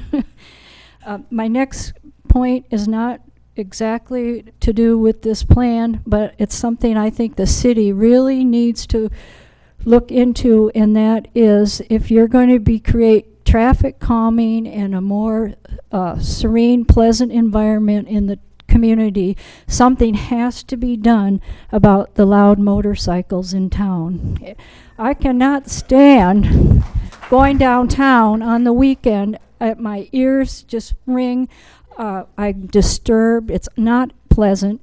And even though there's a state law, a lot of cities write their own ordinances about this, and I think this city really needs to do that a top priority. Thank you. Thank you, Lise. Cam, are you still out there? Yeah.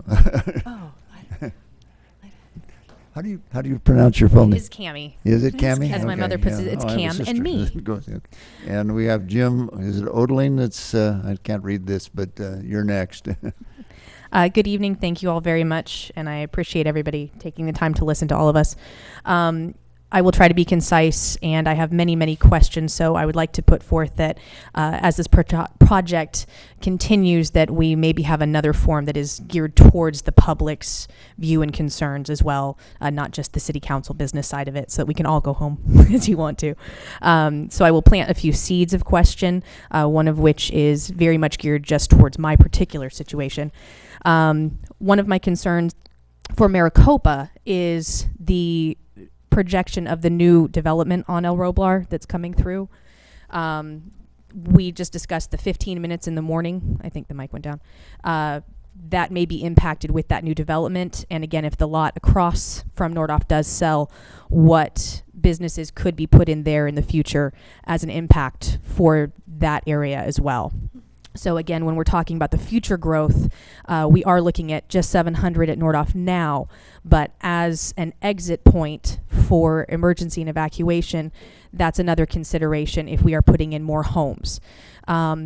That leads me to another issue with the MRI truck. We are a rural community at the heart of us. We have changed in the last 25, 30 years, but we are still very much a ranch-based community. We have large citrus trucks. We have double axle vehicles. We have horse trailers.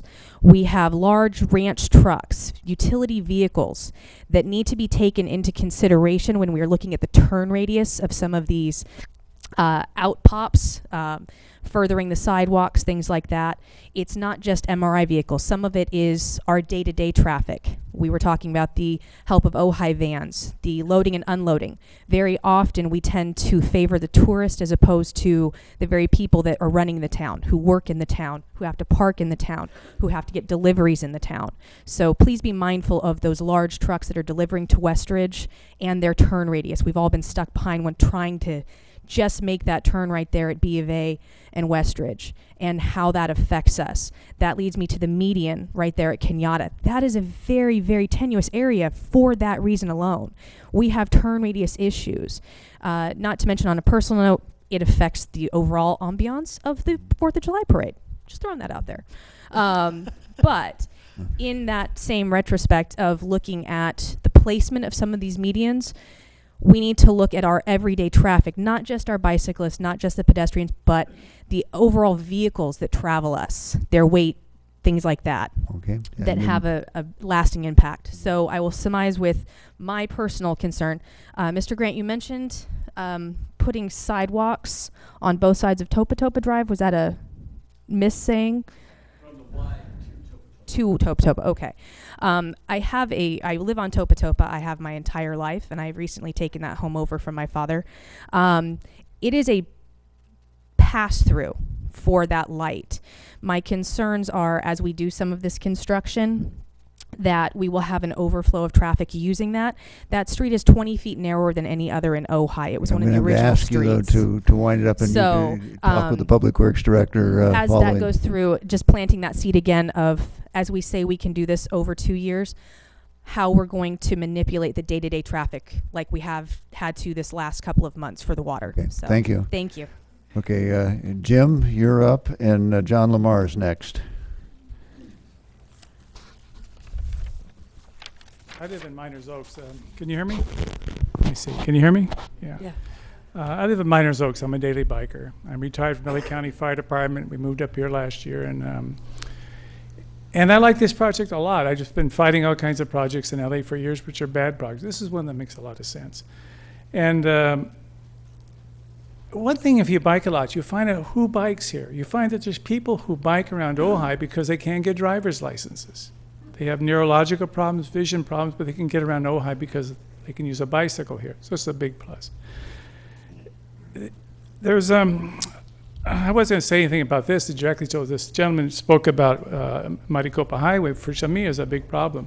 I live in Miners Oaks. I have to take back streets, go to the agricultural land, go through the preserve, go through somebody's private property, get on Taormina's property, come back behind the Safeways, the Vons, and get back onto the bike path. Very dangerous, because I've been on Maricopa Highway, almost been hit a few times. So I know it's about public safety, and I think this is something that's really a good idea, and I think we should, like Francina was saying, it's been something that's going on through the county, which I really think is a good idea, and we need more of it and less traffic. The last little thing is that people move here from New York, for instance, because they don't want to drive. And I find people out, kids on sidewalk. One time on Maricopa Highway, some guy zoomed past me on the sidewalk. I was offended. I was walking. Then I saw his kid was coming behind him on a smaller bike. So there is a lot of sense from this Maricopa Highway section. It really makes a lot of sense. I'm not sure about the rest of it, but this is really, really a good idea. Thank you. Okay, thank you, Jim. John Lamar, and followed by Trampus.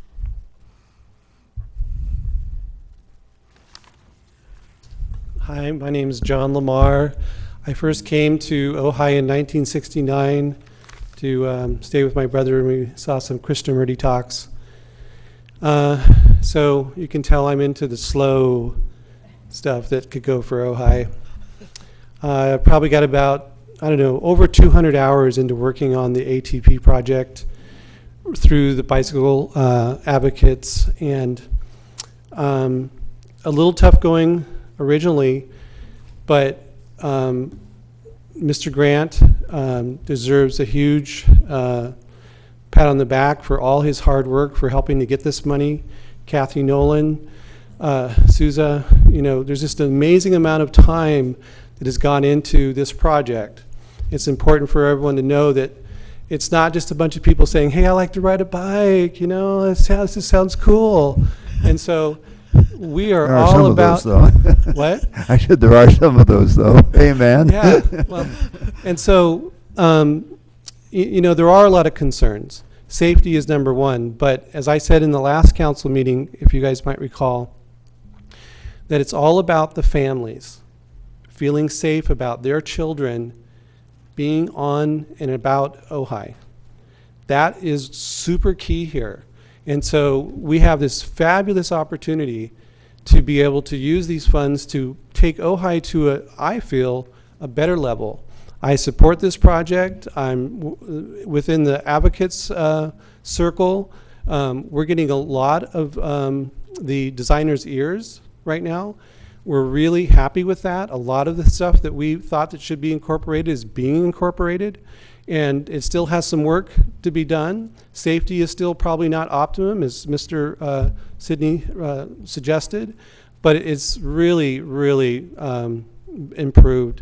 And so I would just also like to say that I thank all of you for your time. I've watched some of these meetings to go back and look at some of the stuff that's been talked about relative to the ATP project. And as we've put in a lot of time, you guys are putting in so much time. I really, really admire your work for the community, and I think that you guys need to be told that more often. So thank you so much. Thank you. Thank you, John. Let's see, we've got, let's see, I think I just jumped over. Yeah, Trampus, is that right? That's right. Okay, Trampus with Kathy Wilcox on deck. Hi, my name's Trampus. I would like to come out and say that I support the project. I'm kind of a recent transplant to Ojai. I've been here for about a year and a half. Met my now fiance here and left the life in Los Angeles, where I would put my bike on my car and go to a ride, and I was also living bi-coastally in New York City, where I would commute on my bicycle every single day. And so I've ridden on basically every kind of bicycle terrain, from the very least safe to the very most safe. This plan seems to be a nice combination of safety that also incorporates the needs of the community, the needs of the traffic in the town. I think sometimes there's an interesting battle that happens between people that love their bikes and people that love their cars, and we really are all citizens of this community, and I think we're looking out for each other. So any time that we can say, how does this benefit each other? How does this benefit the other person? I think that's very important, and I feel like in so many ways, not maybe overall, but in directing different concerns in different spots of this project, we're addressing needs to everyone, from people in their cars, people walking, recreational and commuter cyclists, and I think it's a really great plan and fully in support. Thank you so much. Thank you, Trampus. Okay, we've got Kathy Wilcox and Diana Kelly on deck. Okay, I'm all for bicyclists. I've lived here 40 years, lived out on the East End. But I want to speak up for the commuters. The reality of Ojai is not just the bicyclists, pedestrians. There's people that live, a lot of people, they have to commute in for jobs. My concern is, what is going to mitigate the traffic at all with this plan? You're eliminating 2 lanes through Oakview. It's backed up from Baldwin now, all the way through to the East End, with normal commutes, normal weekend traffic. So that's my concern. And it's going through Ojai Avenue out to Gridley, that portion I'm most concerned with. Because the arcade is, you have businesses, it just there's just so many factors. How are you going to turn left out from the businesses onto Ojai Avenue? It's going to impact the economy, going to impact it big time. We're dependent on tourism. We need to encourage it, not discourage it. And I feel like this is discouraging. And I've lived here long enough. We used to call them bulb outs. We know what happened on Montgomery. They put them in. They weren't practical. People are hitting them. Wheelchairs are hitting them. Bicycles. They had to take them out. What a waste of money. So I just, I would just like to say that I hope that, you're still considering this, considering the drivers and the commuters and the traffic that's going to come through, and it's going to continue. That's not going to go away. So I'm saying that, my other concern is I do it now. I live out on the East End. If the traffic increases, you're down to one lane all the way. I try to go through the Arbolata, take Grand. What about, you're going to impact other neighborhoods, other streets. Okay. I go all the way out, the Arbolata, that's not good. It's very dangerous, but it's the only through. It's going to impact Grand Avenue. So Okay, well, thank you for your I hope you your consider comments. that. Thank you. Right. Okay, do we have, is it Diana? Is that Kelly? Hi, I'm Diana Kelly. Right. I live here in Ojai. I just have one question that I've wondered about. When I heard about narrowing the lanes, or having fewer lanes on Maricopa Highway, and that is that we had a fire recently and we could have more, and if there's a need to evacuate, we've got a hospital there, a convalescent center, and a high school. So that's a lot of people to evacuate, and I just wanted to know if that's been considered, if evacuation would be possible on an emergency basis. Mhm. That's it. Okay, thank you, Diana. Diana Blanchard, is that right? And Fred Favre is on deck. Thank you, everyone, for being here tonight. Thank you. Thank you, everyone, for being here tonight. I'm sorry, my back is to half and my front is to the officials here, but modernizing our town is our global health and future, and it's what I'm in favor of. I'm a bicycle safety advocate and teacher, and I have a league cycling instructor certification, so I'm all about safety. And I'm so happy that we were able to address so many issues tonight. I've been hit by a van while bicycle riding. He was texting. So I believe Greg had a statistic regarding the disconnect. And in my opinion, that's correct. So whatever we can do collectively to address these issues for our town is of utmost importance. I would also like to put it, I didn't put this in my notes, but the crosswalk between Libby Park and the arcade, I would love to have that all lit up like Kathy and I have talked about. I choose to reduce global warming effects and fuel consumption by riding my bicycle. Plus it helps me stay healthier, and I would like bike path improvements, the bike path that goes in both directions, which we are very fortunate to have.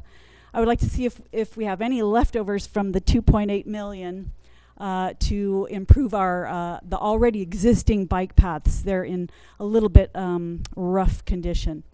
And again, I just want to thank everyone for coming tonight. Thank you for spending your time in your lives to address these wonderful issues for improving our town. And it's already a beautiful place, and we're planning on making it even more beautiful. Thank you, Dan.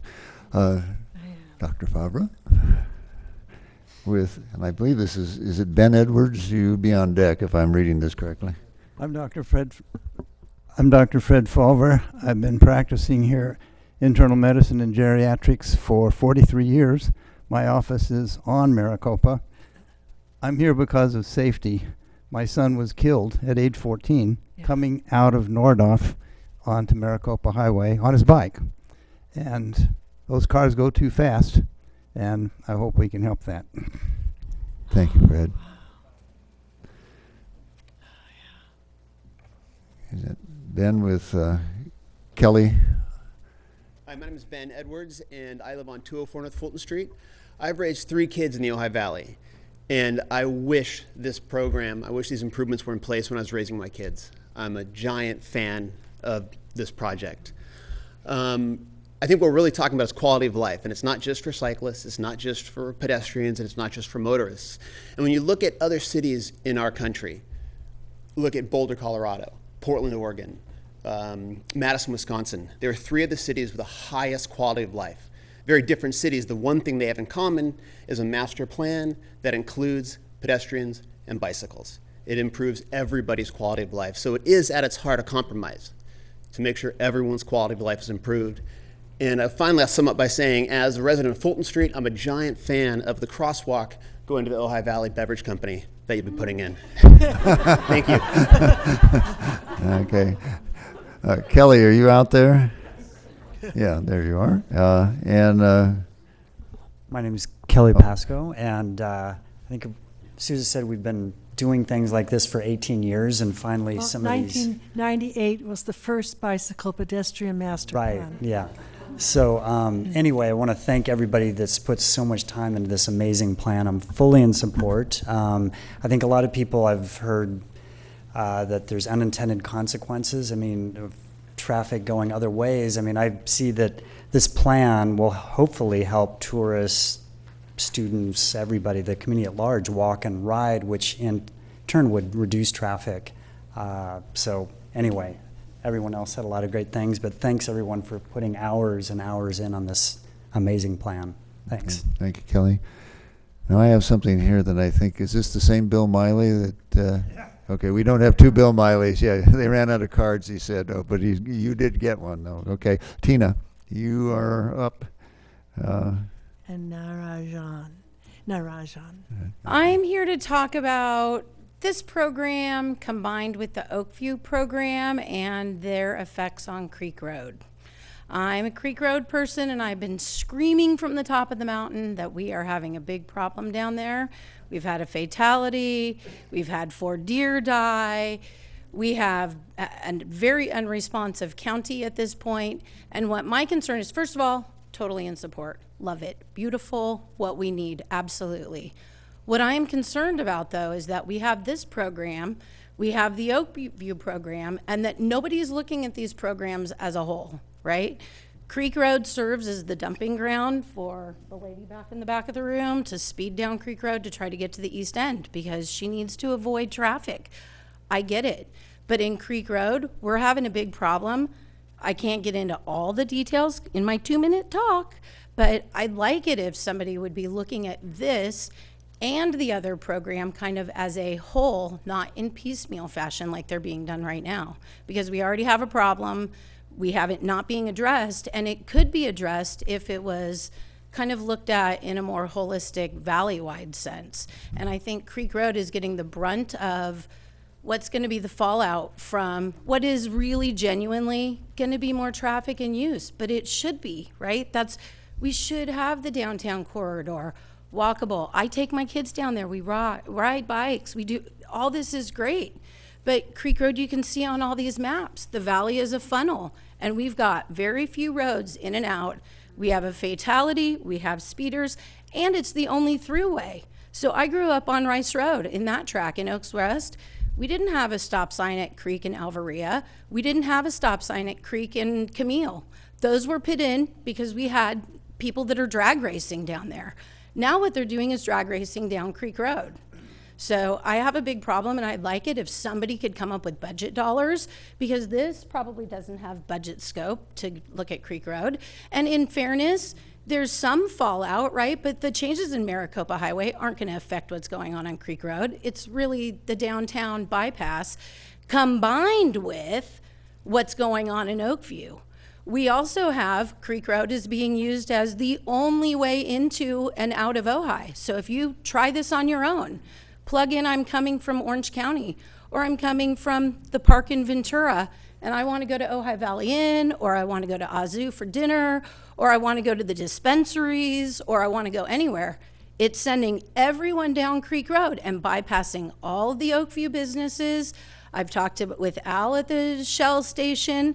I'm getting nowhere with county. And really, this is some responsibility of the city of Ojai, because it is the bypass that's being used to go down to the valley. And right now we have no signage to say, don't go down Creek Road. All the business districts, events, Lavender Festival, Ojai Day, all of that go this way.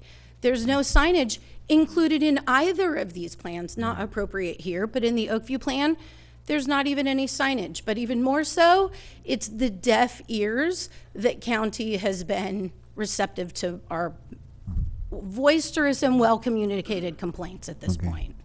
Thank you, So, Tina, thank for sharing there. Very good. Is it Narayan? Am I pronouncing that close? Narayan. Narayan? Oh, Narayan. Okay, yeah, that that's easier to say too.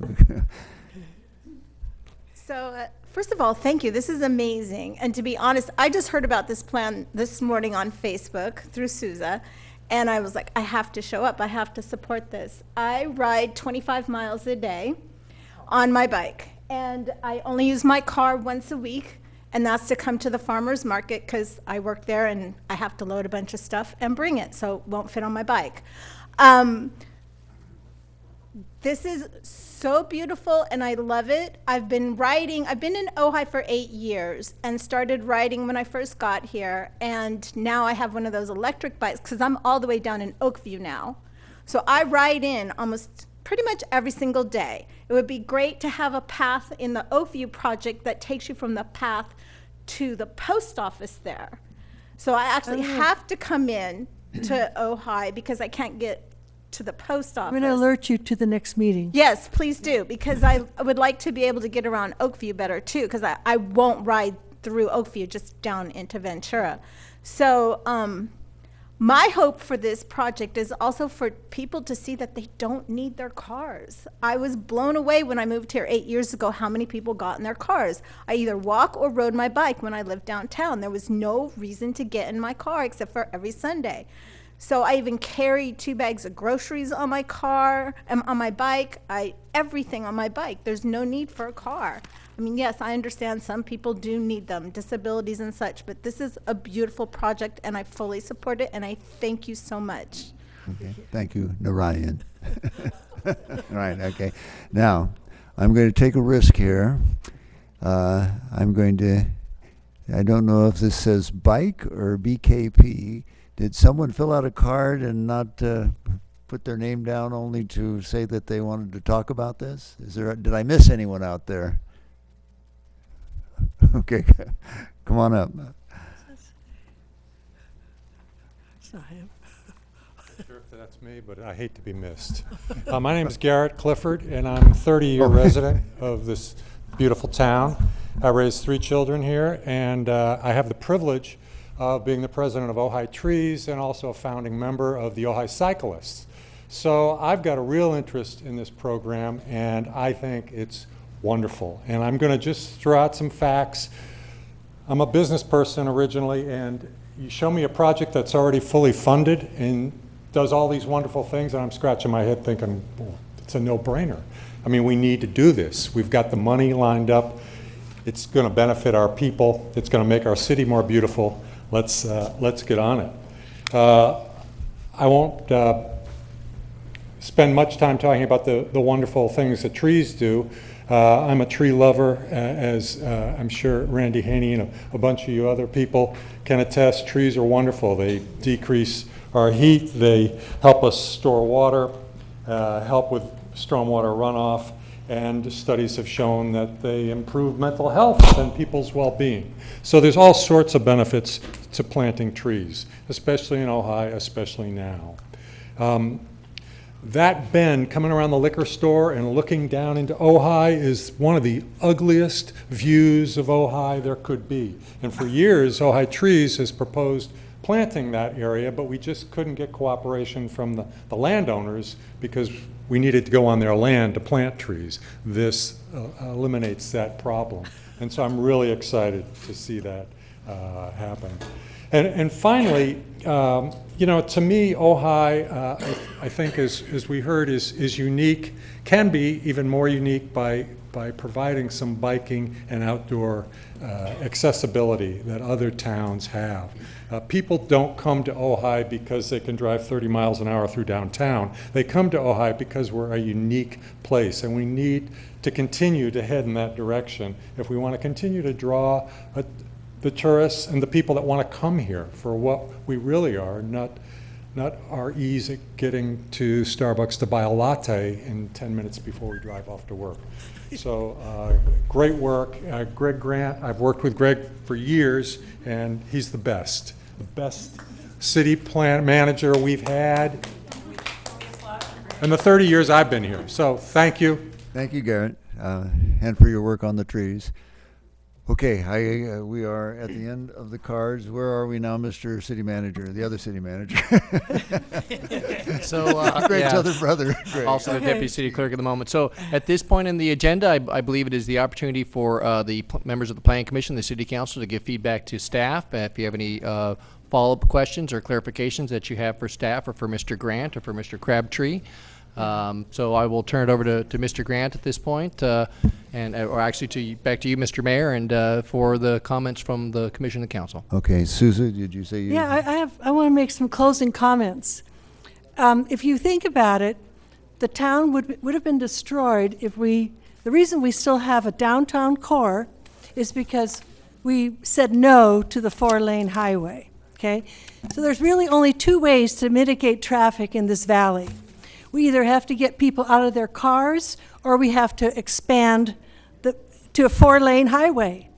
So that's really that's the bottom line. So this is part of the plan to get people out of their cars. Tourists want to get out of their cars. Tourists would be happy to drive once, park once, and then ride their bike or walk. So tourism is not a problem. We should, by reducing traffic congestion, the people that don't need to be in cars, make it possible for those that don't need to drive 1 mile, that eases the traffic congestion for the commuters. Does that make sense? So the people that have to drive benefit, the more we can get the people that don't have to drive, that live close to town, the able-bodied students, the hundreds of people that are now driving their kids to school. If we can get rid of that traffic, it'll help the commuters enormously. Furthermore, the biggest problem in Ojai is car parking, okay? A car parking space can hold like 12 bicycles. By reducing traffic, we begin to solve the car parking problem. That's all I have to say. Okay, well, thank you. Are there other comments? Paul? Mr. Mayor, I have just some general comments, and then I have some concerns that I'm just going to raise without asking for them to be answered, just so that we're aware of it as we move forward. The first comment I have is I'm very much in favor of this. It's beautiful. I think from a bicyclist standpoint, it certainly is a lot better than what we have now. I think from an aesthetic standpoint, it's a lot better than what we have now. But we do have two major problems in town. One is parking, as Susan just alluded to, and the other is traffic. And I'm not so sure that this plan, and this is my concern that I'm putting out, I'm not sure this plan does anything to help us in either one of those regards. And specifically when it comes to parking. It if you look at what I'm looking at, which is attachment C, 205, which is labeled proposed Maricopa Highway west of Church Road, I can't even imagine, maybe I just can't see it, but these cars parked between these trees, and as one gentleman said, the people that are parked there are going to open their doors right into the traffic. I can't see that working. It looks great. And if you'd eliminated the parking there, then I think it would work. But having these cars parked between the trees, first of all, I don't know how much space that takes, and secondly, to open your car, there's not even a walkway there where you'd have to wait for all the traffic to go by before you'd even dare, because you're going to step right into the lane, at least as far as the schematic drawing looks like.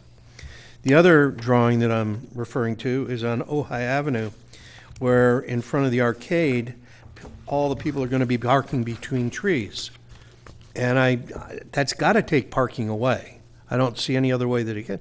I like the idea of having trees along this side of the side of Ojai Avenue on the side of the arcade, but it's got to take away parking if you're going to be putting trees along there and parking cars in between the trees. Those are concerns I have. I don't know whether they're legitimate concerns or not. Those are just some of the things that I'm looking at. And the other is that I agree that if everybody is now going to start walking or riding their bicycles, hopefully it's going to reduce traffic. But I think this calming could actually create more gridlock. Again, I could be wrong. I'm just looking at it from an overview. Overall, I think it's a fabulous project. Those are just some of the concerns that I look at, just being a novice at this and what it appears to be some of the areas that might have unintended consequences. That's all. Okay. Other comments? And thank you very much, Somebody Mr. else? Grant. But I wanted to ask. I'll give you a chance. No, if you could respond. Did you want him to respond? Do you want Greg Grant to respond? Not necessarily. Who's first? Chester. Yeah. Greg, I'd like to explore, Chris Hilgers made a suggestion, and I've been thinking about it ever since he made that suggestion, and that is, what would it take to do some simulations around certain problematic areas? That, I mean, you have to get a permit, probably a traffic control permit from Caltrans, most likely, right? And I've just gone through that process, and it's terrible to get a permit. It's taken me 8 months. Is there a way that, because that's not a bad idea to simulate some of those turns by putting out some cones and to see how that works, because I can see some problematic areas. And I do think that if people were to live with that for a short few days, it would be quite apparent whether that's going to be a problem or not, and save a lot of time down the road. How quick can we get a permit to do those types of simulations? I mean, is Caltrans willing to work with us on this, or are they going to put us through this grueling process? By way of a process, we're giving the feedback to staff. I don't think we are going to be able to enter into a discussion on each piece of this. If you'll make notes of it, at the next session, we'll be sure to have responses to it. I think we have some more comments starting at this end, Bill. Yeah, I want to amplify what Chester just said. I think, again, some sort of exploration of the concept of doing some learn by doing some simulation is a very good suggestion. I wouldn't want it to delay the project because the interminable delays in terms of getting Caltrans permission, but it would at least a report back from you, Mr. Grant, to council as to the feasibility of doing that, something like that. Talk to Caltrans, see if they would be in favor of it as a learning tool. I think there's a lot of value to that. A couple other things that I'd like to see. One is that with all the room that we have at the school district, and with the school district expressing their support for this, could we integrate in terms of the plans a more fully developed schematic of a drop-off lane, drop-off pickup area that really would alleviate any of the concerns in terms of backup on 33 for doing this kind of thing, because they've got plenty of room for this. And it'd be nice to sort of see something actually drawn up if they are in support of this project in terms of a cooperative effort. And then finally, I think like I said, the entire environment I'm trying to express is I'm very much in favor of this. I very much think we should go ahead with it. But you know, when a person that lives along Creek Road brings up the issue of, have we looked at the sort of general systemic issue of what this might impact, along with what they're doing in Oakview on the Creek Road, and what can be done in terms of helping maybe our friends in our sphere of influence along Creek Road deal with the county in terms of what mitigations might be involved. I'd like to at least have some information at some point.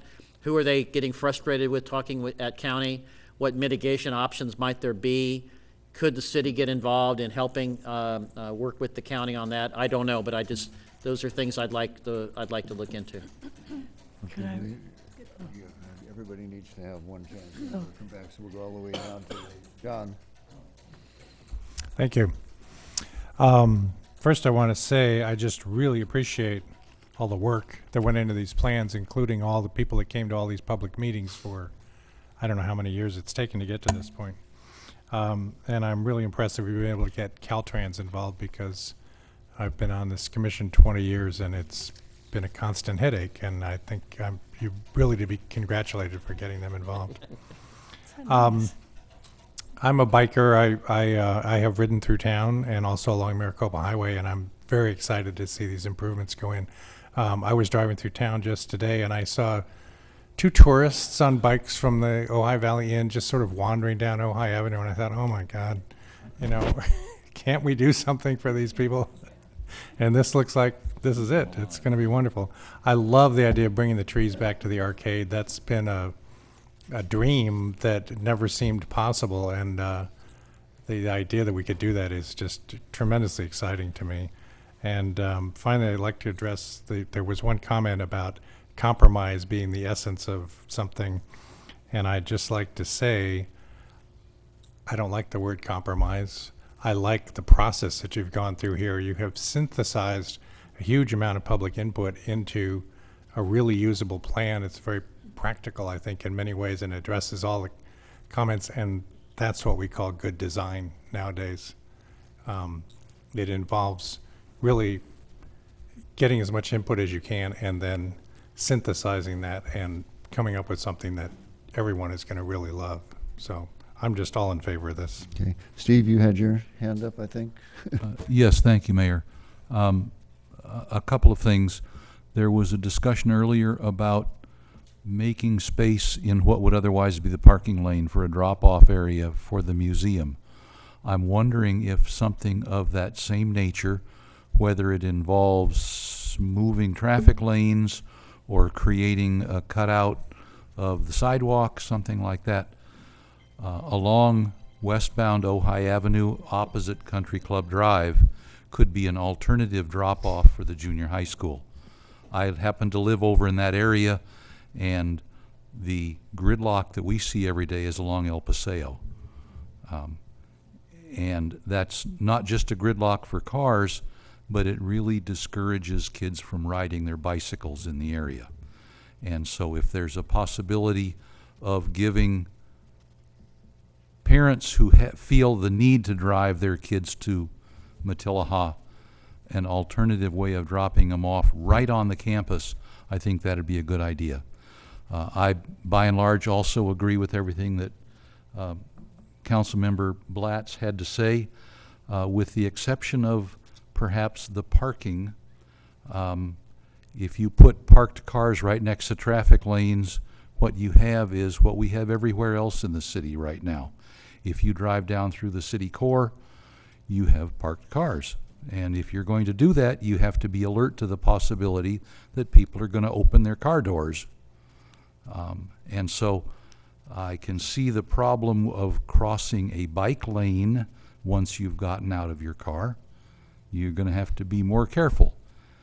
But I don't see the problem of having the traffic lane and the parking lane side by side.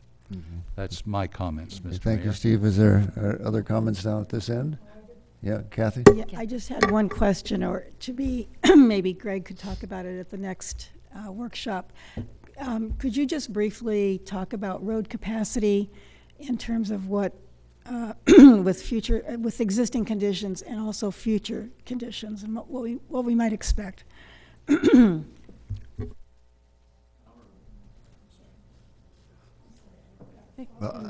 didn't understand the catch all of the comment. Is that a question being asked to staff? No, I just said that if he could just address it at the next workshop, or now, whatever. Okay. I can briefly address that. I guess the question is the capacity you're seeing of Maricopa and Ojai Avenue before and after the project, right? Relative to current conditions and relative to any future conditions that we might reasonably expect. Okay, and the traffic study impacts for Maricopa, for instance, it's negligible, hard to calculate any effect on the time it takes to drive Maricopa before and after the project. You know, essentially you're starting at the Y and driving to the stop at El Roblar. There's no additional stops, lights, or traffic lights or anything else, but the speed is a little more controlled. If you want to speed, you used to have it before the project, you would have that passing lane. After you don't, so it means you need to be, the odds are you'll have better controlled speed if there's any traffic out there. And then Ojai Avenue is very similar. There's no additional stop lights. There's more crossings, but it's the same number of pedestrians. So there might be some minor impacts. We'll have more flashing beacons, and sometimes the timing is set for a slow pedestrian to cross. But with the curb extensions, it shortens the crosswalk. So it shortens the amount of time we have to have that blinking going on for. Mm-hmm. So it's also negligible, but I think the concern really is more about when it's real crowded on the weekends. If if the downtown was more popular and there was more pedestrians and bikes, it can be a bit more congestion. But it wasn't measurable. It was a negligible effect as well. Okay. Feedback for Bob. Well, I think the project's great. I think it cleans up our streets. It makes them much more attractive. It makes it much more appealing to walk and to ride your bike. And I think it delineates our streets and hopefully will make more mindful drivers. It's a little more obvious where everybody's place is. I also think, I'd like to go all the way to the opposite extreme and take all the parking off Ojai Avenue, quite frankly. I mean, everywhere that's done, retail improves, quality of the street improves. Everybody talks about what horrible traffic we have, and yet, I've run a business for the last 10 years on Ojai Avenue, and invariably I have wedding cake to deliver when there's an event in town and there's a ton of traffic, and you can find your way one street down. There's never any traffic. So there are solutions. I would love to see city council and planning get together, and we've talked about this in terms of developing alternative parking arrangement for cars, not on the downtown strip, not in front of everybody's store so it looks like a strip mall, but pockets throughout the area. We've got a trolley system. We can use that to get people wherever they need to go. And frankly, the more we make it possible to get around in other venues, the more people will do that. I've seen such an increase in bike riding since all the hotels now provide bikes. It really makes a big difference. Okay, thank you, Bobby. Brad, did you have? Just a couple quick things, Mayor. First of all, again, I think that all the work that's been put into this project has been incredibly well done. It's a lot of work to take a look at the corridor of your community and ask yourself how we feel we can make it better for all of us, not just for some of us. And I think you've achieved that. So I want to say thank you for all the time that you've put into it, Greg. There are some concerns, and I think that they can be, I think we have enough time to work through them. The word that comes to my mind is a conjunctive use aspect, and that's trying to create some form of a master plan that looks at traffic, that looks at parking, along with how we've improved the ability to commute through our downtown corridor. So I think that we have a year to actually put something together and make those three elements work and come together.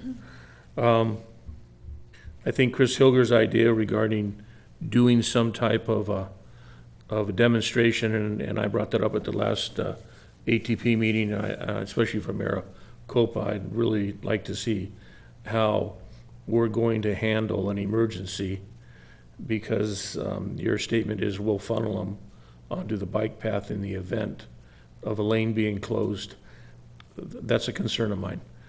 So I'd like to see something demonstrated and again, even highlighted, whether it's in paint, whether it's with straw bales, however we choose to do that. The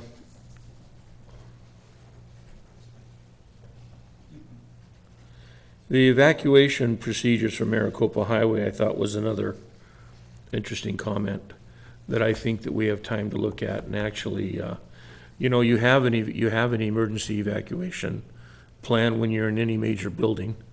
You have a thought process as how we're going to relocate or remove people from places. I think that's something, again, that we have time to do. I definitely do not want to see us slow down or lose any of this money because of our inability to get something done. But I think we have the time to be thoughtful. I think we have time to actually do more of meetings like this, and this has by far been one of the best public forums that I've attended, where we actually had a large group of concerned citizens come and listen and then voice their concerns. I think we can do more of these within the next year. Okay. Thank you, Randy.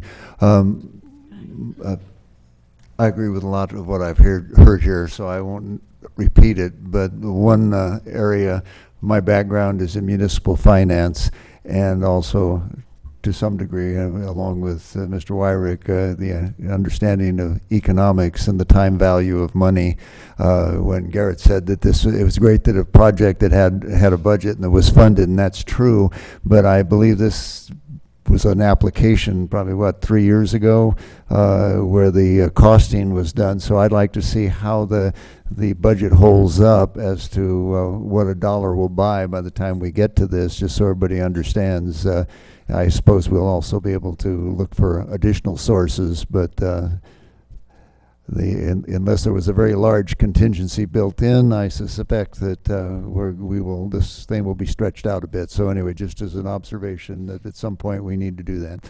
Okay, Susan, I kept forgetting that we have planning commissioners, and I kept bugging him to speak.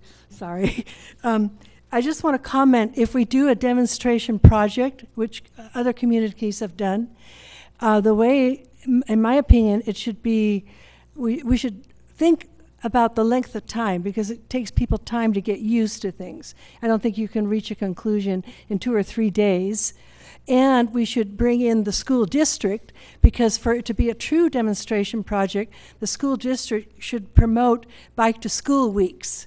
They should promote and bike walk to school. See what it would look like if we didn't have hundreds of parents dropping off their kids, and they could get PE credit. That could be part of their.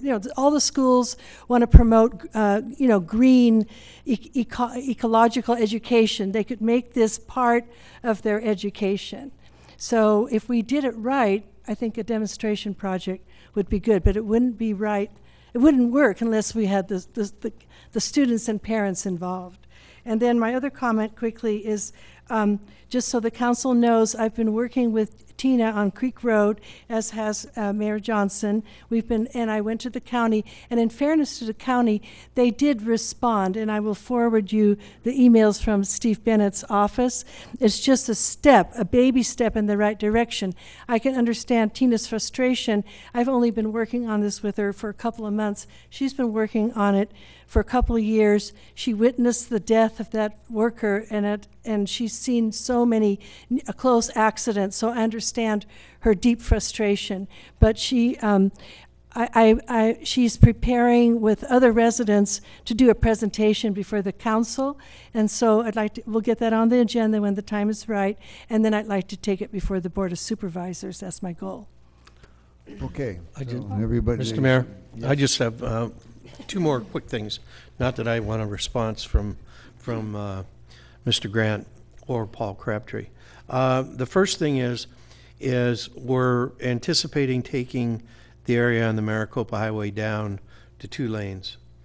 And my question would be, what's the daily traffic count there? And is there a standard when you take a road from 1 lane to 2 lanes based on the average daily traffic count? I don't know whether there is or not, but I'd be interested in hearing that. The other one that I would be interested in is, what would be the impact if we didn't allow any parking in front of the arcade? Because in looking at this, my concerns with the parking between the trees would be totally eliminated if we just didn't allow any parking there.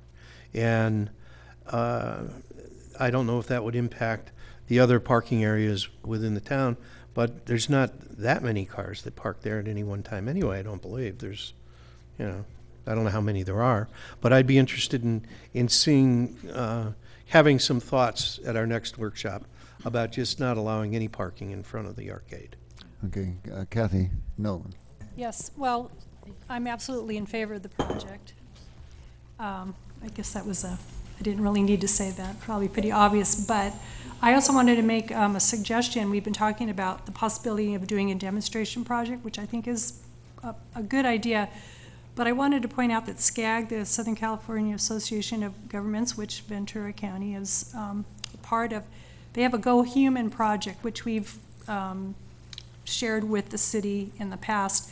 But they've recently been doing these demonstration projects in different communities within the SCAG. I think it's 5 counties or whatever it is. It might be something we could tap into and get funding and resources with.